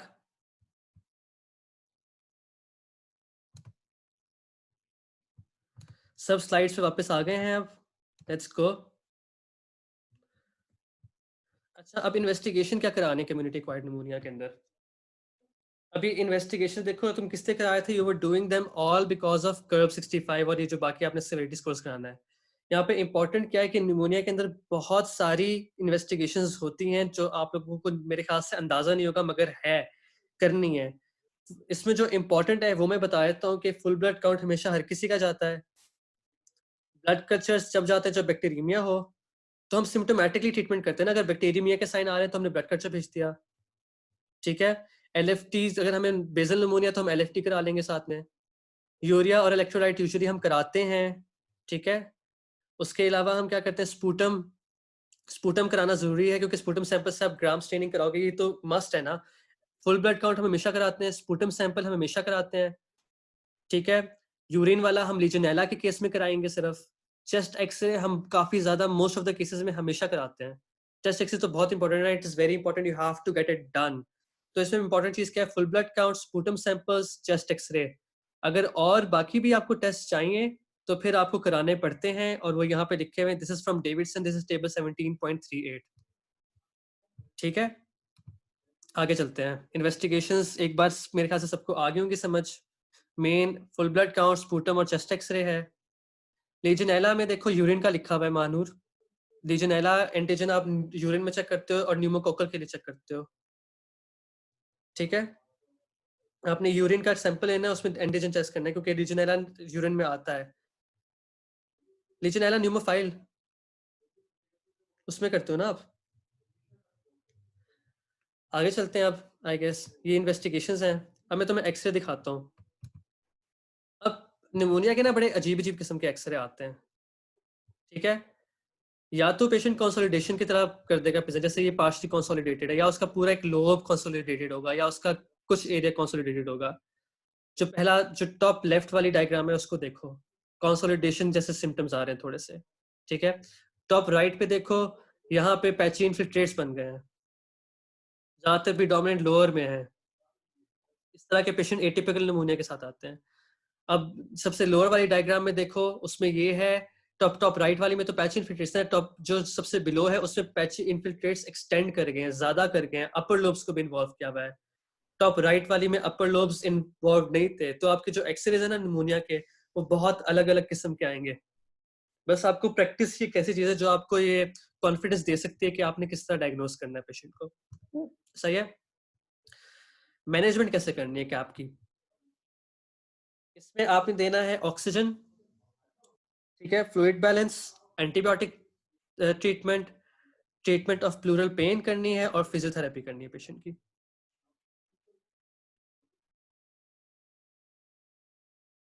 Hamza Khalid का मुझे क्वेश्चन आया है which is I am going to answer right now. देखो इसमें उसने मुझसे पूछा कि बेसल न्यूमोनिया इतना सवेयर हो सकता है कि इन्फ्लेमेशन कॉज करे लिवर के अंदर through the diaphragm. That is something which I am honestly not sure about because I don't want to give a wrong answer to this. ठीक है? The point we were trying to make above was कि basal pneumonia में दर्द तो होती है और liver वाली जगह पे होती है, तो वो हेपेटाइटिस की तरह प्रेजेंट करता है। ये वाला पॉइंट था, मगर इसके ऊपर मैं पढ़ूंगा, ठीक है। I am gonna read through. अगर बहुत ज्यादा सुपरेटिव इन्फेक्शन है, इफ इट्स सो बैड और डायफ्रामेटिक हर्निया हुआ है राइट साइड पर और वो वहां से सारा पस निकल के जा रही है लिवर के ऊपर, तो पॉसिबिलिटी है कि वो हो सकता है in fact. There are always different possibilities which are varying according to the patient, and also make sure everyone that you ask your questions and in the meeting not privately, ताकि सब आपके क्वेश्चंस को देख सकें। जब आप करो क्वेश्चन तो 2 के आगे everyone लिखो and then ask your question. It's totally okay, no one is going to judge you. Check सुकून करो। सही है। अब हम इनकी थोड़ी डिटेल कर लेते हैं ना कि हमने मैनेजमेंट कैसे करनी है। हम ऑक्सीजन में क्या क्यों करते हैं? ऑक्सीजन हमने इसलिए देनी है क्योंकि हाइपोक्सिक हो सकता है पेशेंट, और जब भी आप ऑक्सीजन दोगे ना तो make sure that it is above 60 mmHg। जो आपने करना है ना उसका मैनेज प्रेशर 60 mmHg से करना है ज्यादा। पेशेंट जिनको टेकिपनिया है, हाइपोक्सीमिया है, हाइपोटेंशन है या एसिडोसिस है, इन वाले पेशेंट्स में तुम लोगों ने दे देना है ऑक्सीजन। ये मैंने लिखा हुआ नहीं है क्योंकि लिखने की जरूरत नहीं थी, इतना इंपॉर्टेंट नहीं है क्योंकि तुम लोगों ने बेसिकली ये चीजें लिखी हैं जो मैंने लिखी हैं, मगर I am telling this to you guys for your information. ठीक है। अगर पेशेंट हाइपोक्सिया में है और उसका रेस्पिरेटरी रेट ज्यादा है, उसकी पल्स ऑक्सीमीट्री में कम उसकी ऑक्सीजन सैचुरेशन आ रही है, you give him oxygen straight away, no questions asked, चाहे उसको सीओपीडी है चाहे उसको कुछ भी है, give him oxygen. And on the evidence of pulse oximetry, that is very important. Pulse oximetry के evidence के बगैर ऑक्सीजन नहीं लगाते क्योंकि पेशेंट एंजाइटी की वजह से भी टेकिपनिया में आते हैं। ठीक है, तो make sure you do your pulse oximetry. अगर हाइपोक्सिक है, गो फॉर ऑक्सीजन 60 mmHg से ज्यादा मेंटेन करनी है। फ्लूइड बैलेंस ज्यादातर ओल्डर पेशेंट्स में होता है ये, क्योंकि उनका खाने पीने का मसला होता है, और लोगों में सब में हो जाता है, तो आप आईवी फ्लूइड्स देते हो और कोशिश करते हो अगर हाइपरटेंसिव पेशेंट है ना उसने डायूरेटिक स्टार्ट की हुई है तो फिर उसको डायूरेटिक बंद कर देते हैं। ठीक है, और जो डायूरेसिस करती है ना सारी मेडिकेशन, डायूरेसिस वाली मेडिसिन को आपने रिड्यूस कर देना है जस्ट टू मेक श्योर कि आप फ्लूइड को मेंटेन कर सको बॉडी के अंदर। ठीक है, उसके अलावा जो एक और चीज ये है कि ओरल इनटेक दो, अगर नहीं ले सकता वो ओरली तो आप उसको आईवी दे दो। Just make sure that he is, उसका ब्लड प्रेशर मेंटेन्ड है और उसका फ्लूइड इनटेक सही जा रहा है। Just make sure of that, और मेक श्योर कि जल्दी से जल्दी आप उसको आईवी से ओरल की तरफ लेते आओ। ठीक है, तो अब तक हमने 2 चीजें डिस्कस की हैं, एक तो ऑक्सीजन डिस्कस किया और एक फ्लूइड बैलेंस डिस्कस किया है। अब हम आते हैं एक और इम्पोर्टेंट चीज के ऊपर जो है एंटीबायोटिक ट्रीटमेंट। एंटीबायोटिक ट्रीटमेंट को हम जरा डिफरेंट तरीके से डिस्कस करेंगे और थोड़ी देर बाद करेंगे। अभी ये 5 पॉइंट्स याद कर लो अच्छी तरह से। ठीक है, मैनेजमेंट है ये, ट्रीटमेंट ये मैनेजमेंट है। अभी आप मैनेज कर रहे हो पेशेंट को। ट्रीटमेंट ऑफ प्लूरल पेन कैसे करोगे? जब ये पेशेंट को ट्रीटमेंट के लिए ना आपने बेसिकली जब प्लूरल पेन के साथ आता है तो आपने उसको एनाल्जेसिया देना होता है। एनाल्जेसिक्स में आप पैरासिटामोल यूज कर सकते हो या एनसेड्स यूज कर सकते हो। आजकल एनसेड्स ना यूज करो क्योंकि कोविड पड़ा हुआ है और कोविड में एनसेड्स नहीं देनी चाहिए, आइबुप्रोफेन नहीं देते। लेकिन जो ट्रीटमेंट आमतौर पे आप करते हो उस पर आप एनसेड दे सकते हो। लेकिन आजकल अगर पेशेंट कोई आता है ना इस तरह का निमोनिया के साथ, क्योंकि it is very overlapping with Covid, तो कोशिश करो उसको पैरासिटामोल दो। ठीक है, ट्रीटमेंट ऑफ प्लूरल पेन के लिए उसकी। फिजियोथेरेपी में इसलिए हेल्पफुल होती है क्योंकि वो बलगम को निकालती है सारे स्पूटम जो फंसा हुआ होता है, फिजियोथेरेपी कराओ पेशेंट को, एक्सरसाइज कराओ तो इवेंचुअली उसको निकाल देता है। ठीक है, ये मैं सारा डेविडसन से पढ़ा रहा हूँ मैनेजमेंट को। अब इंपॉर्टेंट चीज जो यहाँ पे ये मैनेजमेंट है। अब जब मैनेजमेंट में जब आप पेपर में लिखोगे ना, ये मैं लिख रहा हूँ, यू हैव टू, ये मैं बोल रहा हूँ, ये लिखा हुआ नहीं है, this is advice for you to follow in your क्या कहते हैं एग्जाम्स। जब भी आपको पेशेंट की आप मैनेजमेंट करते हो ना, तो फर्स्ट ऑफ ऑल आप लिखोगे कि आप सबसे पहले उसकी हिस्ट्री लोगे। अगर बहुत ज्यादा एक्सैस्परेटेड पेशेंट आएगा तो आप उसको पहले उसको वाइटली स्टेबलाइज करोगे, then you go for history, then you go for your treatment plan, then you treatment plan में सारी बातें लिखोगे, oxygen, fluid balance, antibiotic therapy, treatment of pain, physiotherapy, सब कुछ ट्रीटमेंट प्लान में होगा। मेडिकल मैनेजमेंट, फिर उसके बाद तुम सर्जिकल मैनेजमेंट अगर कोई है किसी चीज की तो वो लिख दोगे। एंड में तुम लिखोगे डिस्चार्ज एंड फॉलो अप, और काउंसलिंग लिखोगे, और फिर एंड में लिखोगे डिस्चार्ज एंड फॉलो अप। ठीक है, तो जब भी तुमसे कोई पूछे ना कि मैनेजमेंट कैसे करनी है, ये मैनेजमेंट का आंसर है। ये मैंने यहाँ पे कंप्लीटली लिखा, लेकिन you should remember this always. Treatment में आप मेडिकल ट्रीटमेंट लिखो, सर्जिकल ट्रीटमेंट लिखो, वो सब ठीक है, और सिम्टोमेटिक ट्रीटमेंट लिखो, वो सब ठीक है, मगर मैनेजमेंट की जब बात आती है, you start with history, you start with stabilising the patient. If is not okay, अगर वो वाइटली स्टेबल है तो you go for the history, and then you go for the other things. और एंड में हमेशा हमेशा याद रखना, मैनेजमेंट में लिखना है कि आपने उसकी काउंसलिंग करनी है। काउंसलिंग में सारी बातें बता देना कि ख्याल रखना है, इन्फेक्शन नहीं करनी, नहाना है, धोना है, सब कुछ, व्हाटएवर, हाइजीन मेंटेन करो एंड ऑल दोस थिंग्स। और आखिरी जो पॉइंट है काउंसलिंग के बाद, वो है discharge and follow up. Discharge and follow up, ये मैनेजमेंट में लिखना है। This is not part of treatment, this is part of management. ठीक है, अब हम आगे चलते हैं। इसकी हमने ट्रीटमेंट में अभी तक पढ़ा है oxygen, fluid, antibiotic, treatment of pleural pain और फिजियोथेरेपी। ठीक है, अब हम एंटीबायोटिक थेरेपी को जरा डिटेल में करते हैं थोड़ा सा। ये मैंने बहुत ज्यादा शॉर्ट करके लिखा है डेविडसन से। डेविडसन ने बहुत बड़ा सा एक टेबल है, वो बहुत मनहूस टेबल है, वो याद करने की जरूरत नहीं है, मगर this is good for clinical exam में। ज्यादातर लोग पूछते नहीं है, कोई भी नहीं पूछेगा, आई डोंट थिंक सो कोई पूछेगा, मगर ये this is good for clinical practice जब तुम फ्यूचर में करोगे। अगर किसी ने नहीं सुनना तो वो लिटरली कोई 1 मिनट की ब्रेक ले ले, उतार दे। अगर सुनना है तो सुन लो, this is for your clinical side. Uncomplicated को आप 5 दिन देते हो एंटीबायोटिक, और जो कॉम्प्लिकेटेड है उससे 7 डेज और मोर तक चले जाती है वो। अब ट्रीटमेंट हम किस तरह करते हैं, क्लिनिकल कॉन्टेक्स्ट पे, सेवेरिटी पे, assessment of this sensitivity pattern और एपिडेमियोलॉजिकल एविडेंस के ऊपर। अब जो अनकॉम्प्लिकेटेड है ना, उसमें आपने एमोक्सिसिलिन 500 mg 3 दफा दिन में दे देनी है उसे। लेकिन ये तो पेनिसिलिन है। अगर वो एलर्जिक है, अब हम दूसरे पॉइंट पे आ गए, पहला वाला पॉइंट हमने अनकॉम्प्लिकेटेड में कर लिया है। ठीक है, अगर वो एलर्जिक तो पेनिसिलिन है, तो आप उसको क्लेथ्रोमाइसिन स्टार्ट कर सकते हो 500 mg BD twice a day, या उसको एथ्रोमाइसिन स्टार्ट कर सकते हो 400 mg 4 टाइम्स अ डे। ठीक है, अगर वो एलर्जिक है पेनिसिलिन से, तो आप एमोक्सिसिलिन मत दो उसे, आप क्लेरिथ्रो या एरिथ्रो दे दो। ठीक है, याद रखना clarithro erythro are very good for atypical pneumonias. ये इंपॉर्टेंट बात है, ये तुम्हें फ्यूचर में क्लिनिकल एस्पेक्ट में हेल्प करेगी। स्टाफ में क्या देते हैं, फ्लूकॉक्सिसिलिन और एंड क्लिथ्रोमाइसिन दोनों को मिलाकर देते हैं।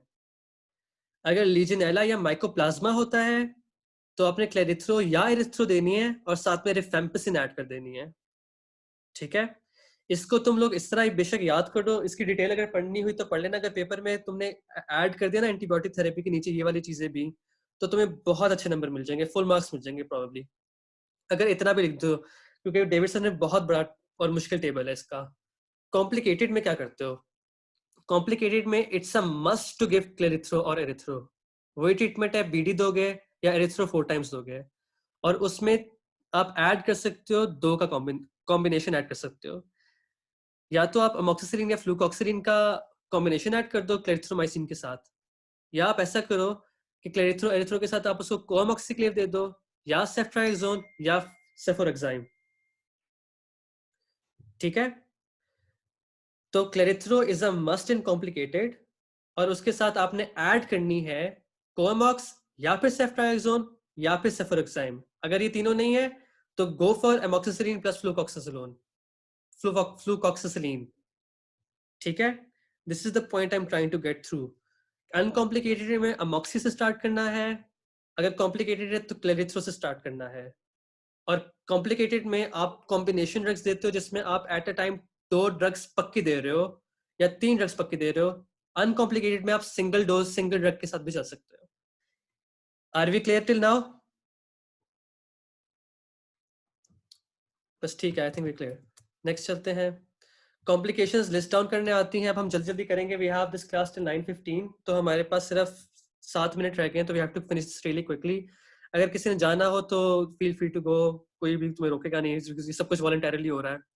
कॉम्प्लिकेशंस ऑफ निमोनिया में ये होगा कि पैरान्यूमोनिक इफ्यूजन होगी, एम्पाइमा बन सकता है, रिटेंशन ऑफ स्टूपिडम हो सकता है, डीवीटी हो सकता है, न्यूमोथोरिक्स हो सकता है। एक दफा रीड कर लो सारे। List down the complication of pneumonia is a very common question जो आता है हमेशा यूएचएस के एससीक्यूज में।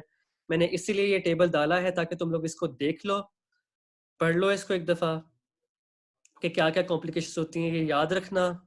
ये यूएचएस का क्वेश्चन है, ये 100% आता है। मेजॉरिटी क्वेश्चंस में से ये आ जाता है कि कॉम्प्लिकेशंस ऑफ निमोनिया को एनालिस्ट करने पार्ट के तौर पे आता है, यूजुअली 3rd या 4th पार्ट होता है हमेशा क्वेश्चन का।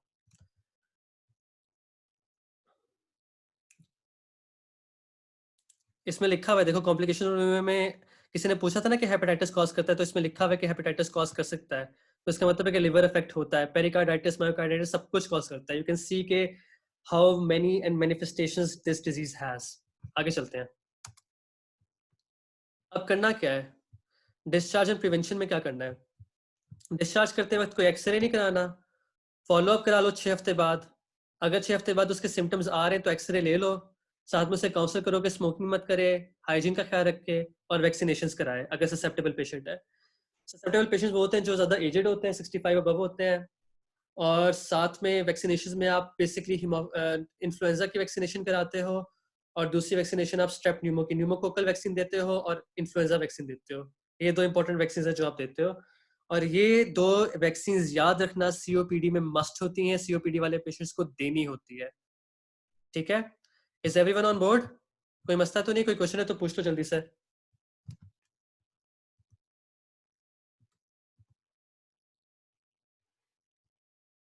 Vaccines, which vaccines? Pneumococcal and influenza vaccines, basically यही यूज करते हैं हम, न्यूमोकोकल एंड इन्फ्लुएंजा वैक्सीन, याद रखना। ठीक है,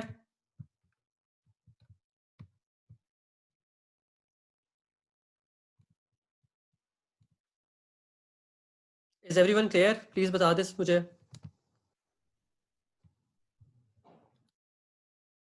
अब I need you guys to go to Menti again.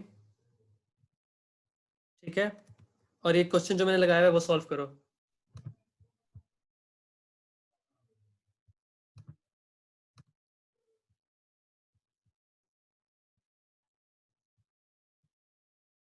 Mentee पे जाओ और इस सवाल को सॉल्व करो। 726384 कोड है।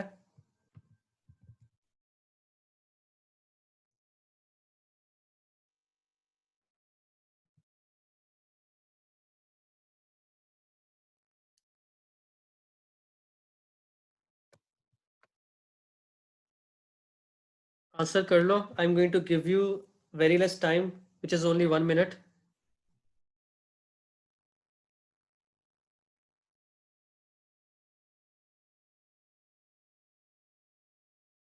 दस लोगों ने जवाब दे दिया है। चीटिंग मत करना। देखो हम सब कुछ जो कर रहे हैं यहाँ पे वॉलंटरली कर रहे हैं सब। ट्राई करो, हुआवे लोगों का कोड वर्क कर रहा है। सॉरी, 776384 है, 776384 गलत हो गया, मैंने मिस्टेक कर दी थी। ये वाला कोड डालो और इसमें आंसर करो। I have 21 answers till now. 776384।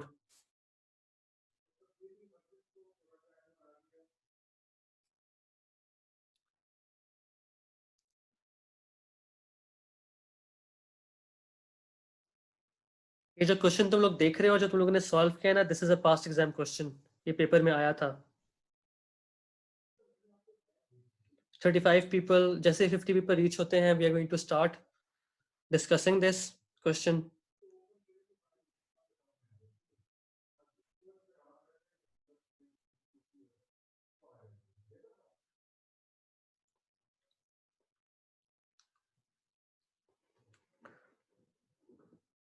41 लोगों ने कर लिया है आंसर, वेरी गुड।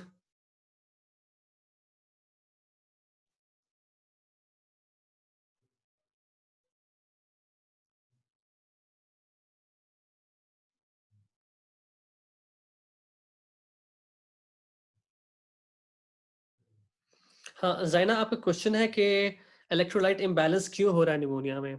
देखो इलेक्ट्रोलाइट इम्बैलेंस ना, जब भी पेशेंट किसी भी स्टेट ऑफ किसी भी ऐसी डिजीज में जाता है ना, जिसमें वो नंबर वन, एक तो वो अपनी क्वालिटी ऑफ लाइफ को लूज कर ले, नंबर टू एक वो बेड पर आ जाए, नंबर थ्री अगर उसको बैक्टीरियमिया हो जाए। इन प्रॉब्लम्स में यूजुअली ये होता है कि इलेक्ट्रोलाइट इम्बैलेंस स्टार्ट हो जाता है बिकॉज द पेशेंट की capacity, because of the fever, ठीक है, because of tachypnoea, because of all these reasons, ज्यादातर आप एक्सेल कर रहे होते हो वेपर्स को, और आपकी बॉडी डिहाइड्रेशन में चली जाना शुरू हो जाती है। Because pneumonia is one of the things which causes a lot of tachypnoea, जिससे बंदा बहुत ज्यादा ब्रीदिंग कर रहा होता है, रेस्पिरेटरी रेट हाई हो जाता है। तो इवेंचुअली ये होता है कि उसकी बहुत ज्यादा वेपर्स लूज होते हैं, और उससे ये होता है कि डिहाइड्रेशन में जाता है। फिर वो वॉशरूम सही तरह नहीं जा सकता, वो अपनी खाने पीने की चीज़ों को सही नहीं कर सकता, क्योंकि वो उसको हो जाता है कि एपेटाइट लूज कर जाता है, तो सोडियम और पोटेशियम खराब होना शुरू हो जाते हैं। ठीक है, तो ये सारी बहुत सारी मल्टीफैक्टोरियल रीजंस होते हैं कि इलेक्ट्रोलाइट इम्बैलेंस स्टार्ट हो जाता है। ठीक है, okay, so we are going to share this. हमारे पास 48 लोगों ने एंट्री कर दी है। मैं प्रेजेंट करता हूँ इसे तुम लोगों के सामने, और तुम लोग का आंसर तुम्हारे सामने रखता हूँ कि तुम लोगों ने कहाँ सही किया, कहाँ गलत किया है। Can you see this?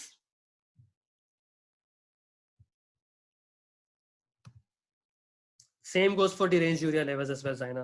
That is true. ठीक है, यूरिया यूजुअली इन्फेक्शन के साथ हमेशा रेज होता है, बैक्टीरिया इन्फेक्शन के साथ हमेशा आमतौर पे यूरिया रेज हो जाता है। ठीक है, बिकॉज बंदा स्टेट ऑफ हाई मेटाबॉलिज्म में जा रहा होता है ना, ये प्रॉब्लम होता है। ठीक है, अच्छा, एक और चीज ये है यहाँ पर कि the answer of this question was, which you majority of you said wrong. Strep pneumo इसका आंसर नहीं है, this was a wrong answer. ठीक है, the answer to this question was mycoplasma pneumonia. मैं बताता क्यों, कि किस तरह है ये। पेशेंट को एक तो नंबर वन इसमें वीकनिंग ऑफ लेग्स और लेटर पैरालिसिस है। This points towards Guillain Barre syndrome. GBS की एसोसिएशन माइकोप्लाज्मा के साथ होती है। ठीक है, इसकी और किसी ऑर्गेनिज्म यहाँ पे जितने भी लिखे उनके साथ नहीं है एसोसिएशन, ये सिर्फ माइकोप्लाज्मा के साथ एसोसिएट होता है। ये जीबीएस के सारे सिम्टम्स हैं। ठीक है, दूसरा ये है कि एटिपिकल सिम्टम्स, हाँ एटिपिकल निमोनिया तो है माइकोप्लाज्मा, लेकिन एटिपिकल सिम्टम्स नहीं कहेंगे हम उससे। एटिपिकल इसलिए कहते हैं हम उसको क्योंकि वो उसकी जो रेडियोलॉजिकल फाइंडिंग्स होती है वो एक तो एटिपिकल होती हैं, और यू कैन से सिम्टम्स जो यहाँ पे लिखे वो वाले सिम्टम्स नहीं होते ये एटिपिकल, और भी सिम्टम्स होते हैं जिनको जिसकी वजह से हम इसको एटिपिकल कहते हैं। दूसरा हिस्ट्री ऑफ रैश है।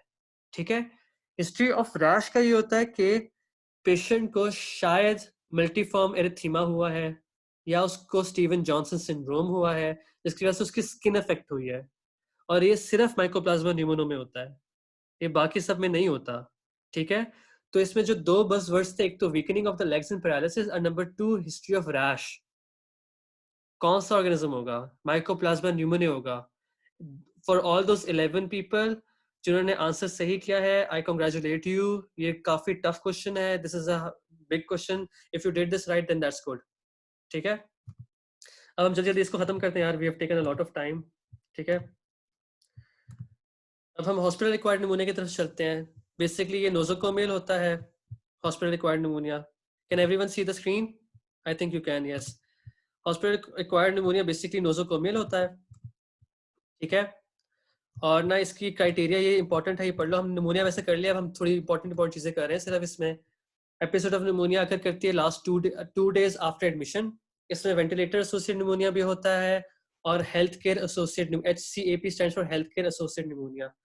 हेल्थ केयर एसोसिएटेड निमोनिया उन पेशेंट में होता है जिनके अंदर आप कह सकते हो उनकी हिस्ट्री है 2 दिन अस्पताल रहने की पास्ट 90 डेज में, या वो हेमोडायलिसिस सेंटर गए थे, या उन्होंने IV एंटीबायोटिक्स लगाए थे, या वो नर्सिंग होम में रहते हैं, या वो लॉन्ग टर्म फैसिलिटी में करते हैं काम। इसमें HAP की जो डेफिनेशन है ये याद रखो कि new episode of pneumonia occurring at least 2 days after admission. इस चीज को याद रखो बस। आगे फीचर्स क्या है, वो प्रेजेंट तो कर नहीं सकता क्योंकि वो ऑलरेडी अस्पताल में, या तो पैरालाइज्ड होगा, तो आपको प्यूरेंट स्पुटम नजर आ मिलना शुरू हो जाएगा वेंटिलेटर में। आपको एक्सरे पे न्यू रेडियोलॉजिकल इन्फिल्ट्रेट मिल गया है, या उसको ऑक्सीजन रिक्वायरमेंट उसकी इंक्रीज कर रही है, या उसका कोर टेम्परेचर इंक्रीज कर रहा है, क्योंकि हॉस्पिटलाइज पेशेंट है या पेशेंट ऑन वेंटिलेटर्स हैं। ठीक है, बिल्कुल पेशेंट जो बेड पे है ना, ये वो वाले पेशेंट्स हैं। ठीक है, आगे चलते हैं। HAP की ट्रीटमेंट वही oxygenation, fluid balance, antibiotic treatment, physiotherapy. बस इसमें याद रखना कि हॉस्पिटल एक्वायर्ड निमोनिया के लिए जो हम एंटीबायोटिक्स यूज करते हैं वो ज़रा स्ट्रांग होती हैं। ये मैं बोल रहा हूँ, ये सुन लो अच्छी तरह से। इसमें जो है, जैसे कि मर्सा के लिए आप वैंकोमाइसिन और लाइनोजोलिड यूज करते हो, और एसिनोटोबैक्टर के लिए आप बेसिकली यूज करते हो कार्बापेनम्स, या आप इंट्रावीनस या नेबुलाइज्ड कोलिस्टीन यूज करते हो। ठीक है, और वो जो बाकी है ना, बस ये पता होना चाहिए कि रेजिस्टेंस ज्यादा होती है, और इनके लिए आप ऐसी दवाइयां यूज करते हो जिनकी ज्यादातर बेसिकली वो होता है, क्या कहते हैं, ज्यादा रेंज होती है। ठीक है, जैसे कि मर्सा के लिए आप वैंकोमाइसिन, और एसिनोटोबैक्टर के लिए कोलिस्टीन या फिर कार्बापेनम्स यूज कर सकते हो। वरना यूजुअली ये होता है कि सुफरक्साइम और कोमोक्सिक्लेव वगैरह से ही बंदा ठीक हो जाता है, अगर ये दोनों ऑर्गेनिज्म ना हो और बाकी कोई ऑर्गेनिज्म हो। ठीक है, अब हम चलते हैं आगे। अब इसमें जो अदर नमूनियाज हैं वो ये है सुपरेटिव। इसमें कुछ खास बताने वाली, this is the last slide, इसके बाद कुछ नहीं है। सुपरेटिव आता है, एस्पिरेशन आता है, पल्मोनरी एब्सेस आता है, इम्यूनो कॉम्प्रोमाइज आता है। ये लिखे हुए हैं तुम्हारे इसमें, क्या कहते हैं, डेविडसन में। इतने इंपॉर्टेंट नहीं है, ज्यादातर नहीं आते। बस ये याद रखना कि जो सुपरेटिव निमोनिया वाले पेशेंट होते हैं ना, उनके अंदर ना बेसिकली ज़्यादा स्ट्रॉन्ग किस्म की ट्रीटमेंट देते हो, या उन पेशेंट्स में ज़्यादातर ये होता है जिनकी ओरल हाइजीन पुअर होती है, जिनको वोकल कॉर्ड पैरालिसिस होता है, एकलेजिया वगैरह और इसोफेजियल रिफ्लक्स वगैरह ज़्यादा होता है, उनके अंदर सुपरेटिव ज़्यादा आता है। ठीक है, और ना जनरल एनेस्थीसिया के अंदर जो होते हैं ना पेशेंट्स, उनके अंदर ज़्यादा आता है सुपरेटिव। जो एस्पिरेशन वाला निमोनिया है उसके बारे में हम डिस्कस करेंगे कि ये ज़्यादातर जो पेट के अंदर ऑर्गेनिजम्स होते हैं वो वाले इसमें आ जाते हैं।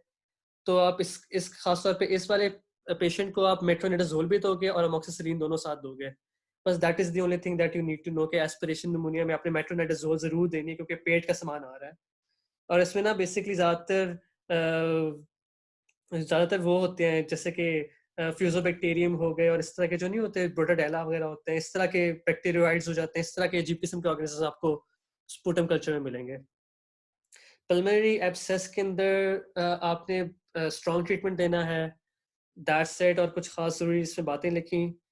और बस एक और चीज़ याद रखो, जो एक MCQ है जो मैं बताना भूल गया यहाँ पे, मैं लिख देता हूँ बल्कि, कि जो एक चीज़ होती है उसे हम कहते हैं लेमेयर सिंड्रोम। ठीक है, जो लेमेयर सिंड्रोम है ना, उसकी एसोसिएशन है, और वही बस याद करनी है। उसकी एसोसिएशन सिर्फ है फ्यूजोबैक्टीरियम नेक्रोफोरम से। ये आ सकता है, बस इसलिए बता रहा हूँ, वरना और कोई खास बात नहीं है इसमें। फ्यूजोबैक्टीरियम नेक्रोफोरियम एक चीज होती है, उसके साथ इसकी एसोसिएशन होती है। ठीक है, ये मैंने लिख दिया है। लेमेयर सिंड्रोम कहते हैं इससे, बस इसका प्राइमरी एस्पिरेशन से ही होता है ये। बस इसका तुम्हें पता होना चाहिए कि इन दोनों की एसोसिएशन है, बाकी कोई खास नहीं पता होना चाहिए। ठीक है, आखिरी चीज जो रह गई है वो हम डिस्कस कर लेते हैं, कि जो इन पेशेंट्स हैं इनके अंदर वही है, ऑक्सीजन थेरेपी करनी है, आपने इनको फ्लूइड बैलेंस करना है, इनको आपने एंटीबायोटिक्स देनी है, और आपने इनकी फिजियोथेरेपी करनी है। That's it. सही है। अब निमोनिया जो इम्यूनो कॉम्प्रोमाइज पेशेंट में होता है, बस उसमें यही होता है कि इनमें ज़्यादा कॉमन होता है, क्योंकि और अपॉर्चुनिटिस्टिक इन्फेक्शन हो जाती हैं। वही फीवर, कफ, ब्रेथलेसनेस के साथ प्रेजेंट करेगा।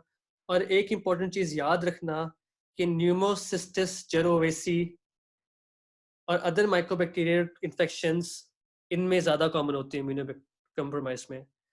लिख लो कहीं पे, याद कर लो, न्यूमोसिस्टाई जेरोवेसी जो एक ऑर्गेनिज्म है वो इम्यूनो कॉम्प्रोमाइज में ज़्यादा कॉमन है।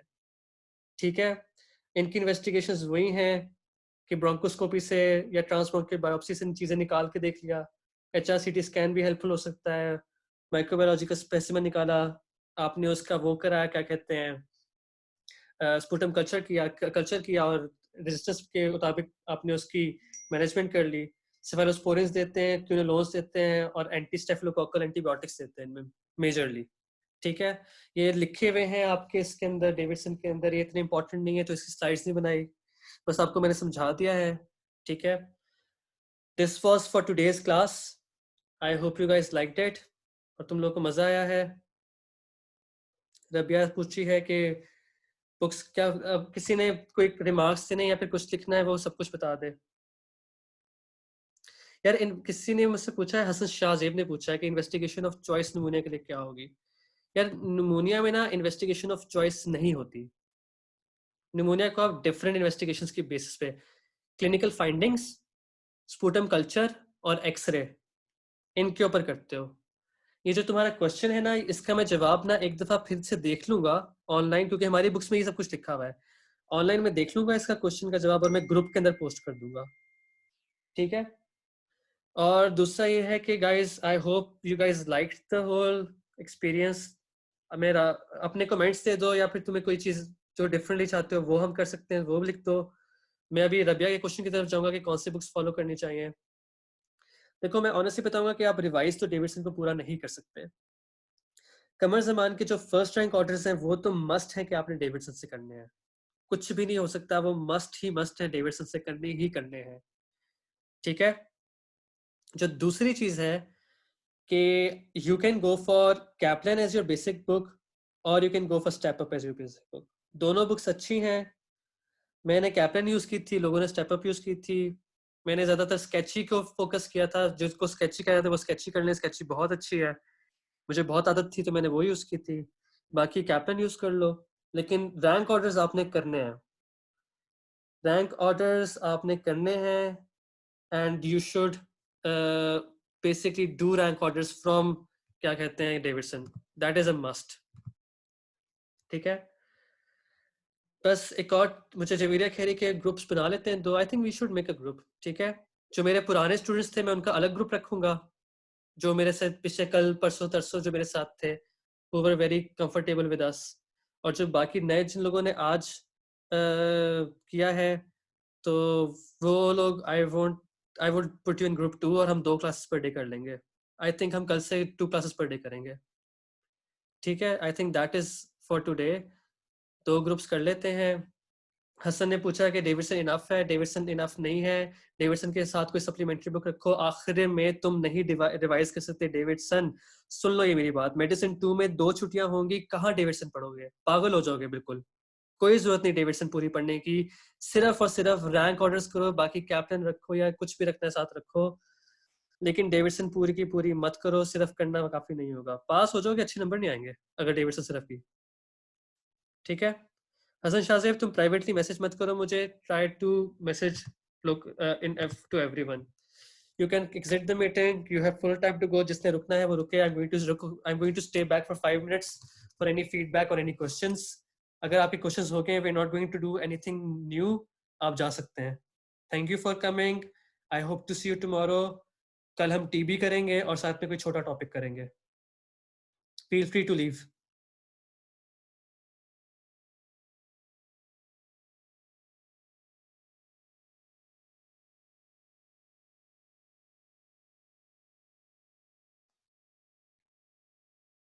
If anyone has any question, they can still ask me. I'm here for 5 minutes.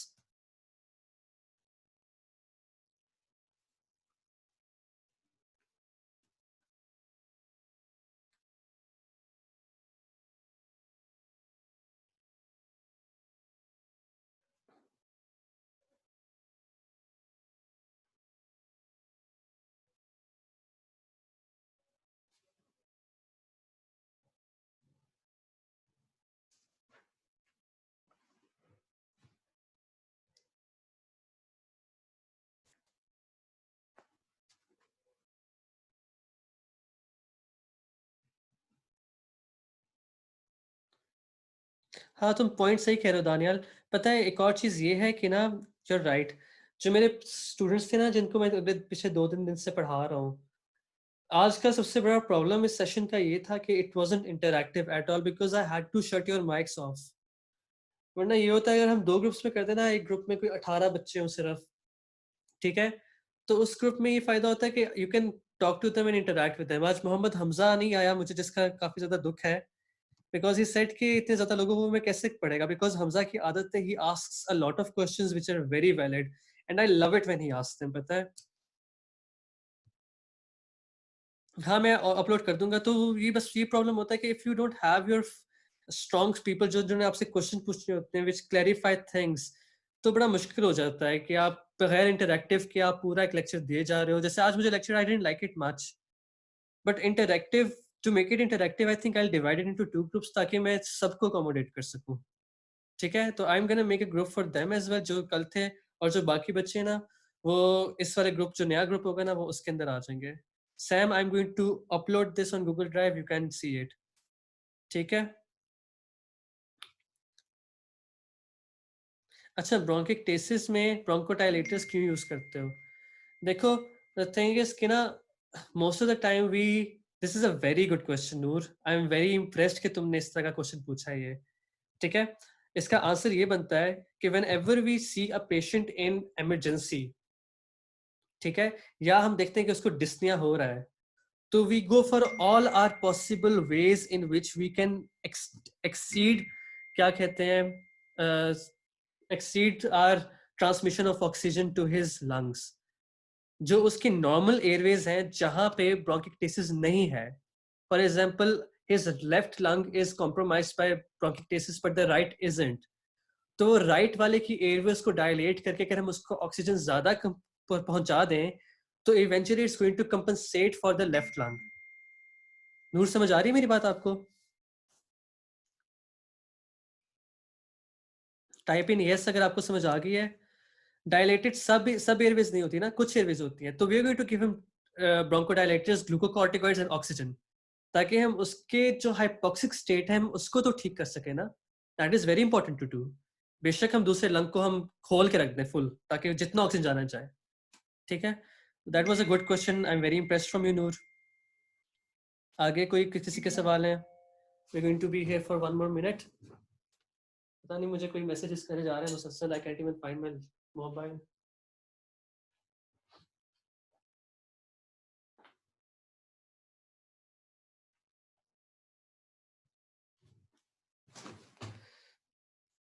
चलो guys, I think we are done. Any more question? I'm going to ask this last, then we're going to move on. I'm going to close the meeting then.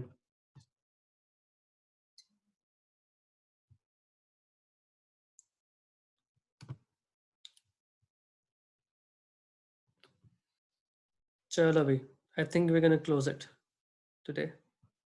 Okay जी, अल्लाह हाफिज़, अपना ख्याल रखिएगा सब। और जो मेरा पहला मैसेज था उसको याद रखना, go back home, say sorry to someone जिसको कभी हर्ट किया हो, and make their day better, contribute, there should be a positive contribution from your side every single day. Remember this, किसी की जिंदगी में बेहतरी लाना एक बहुत बड़ी नेकी होती है, वो पूरी कर लेना एक बहुत अच्छी बात होती है। ठीक है, I am going to see you guys tomorrow. अल्लाह हाफिज़।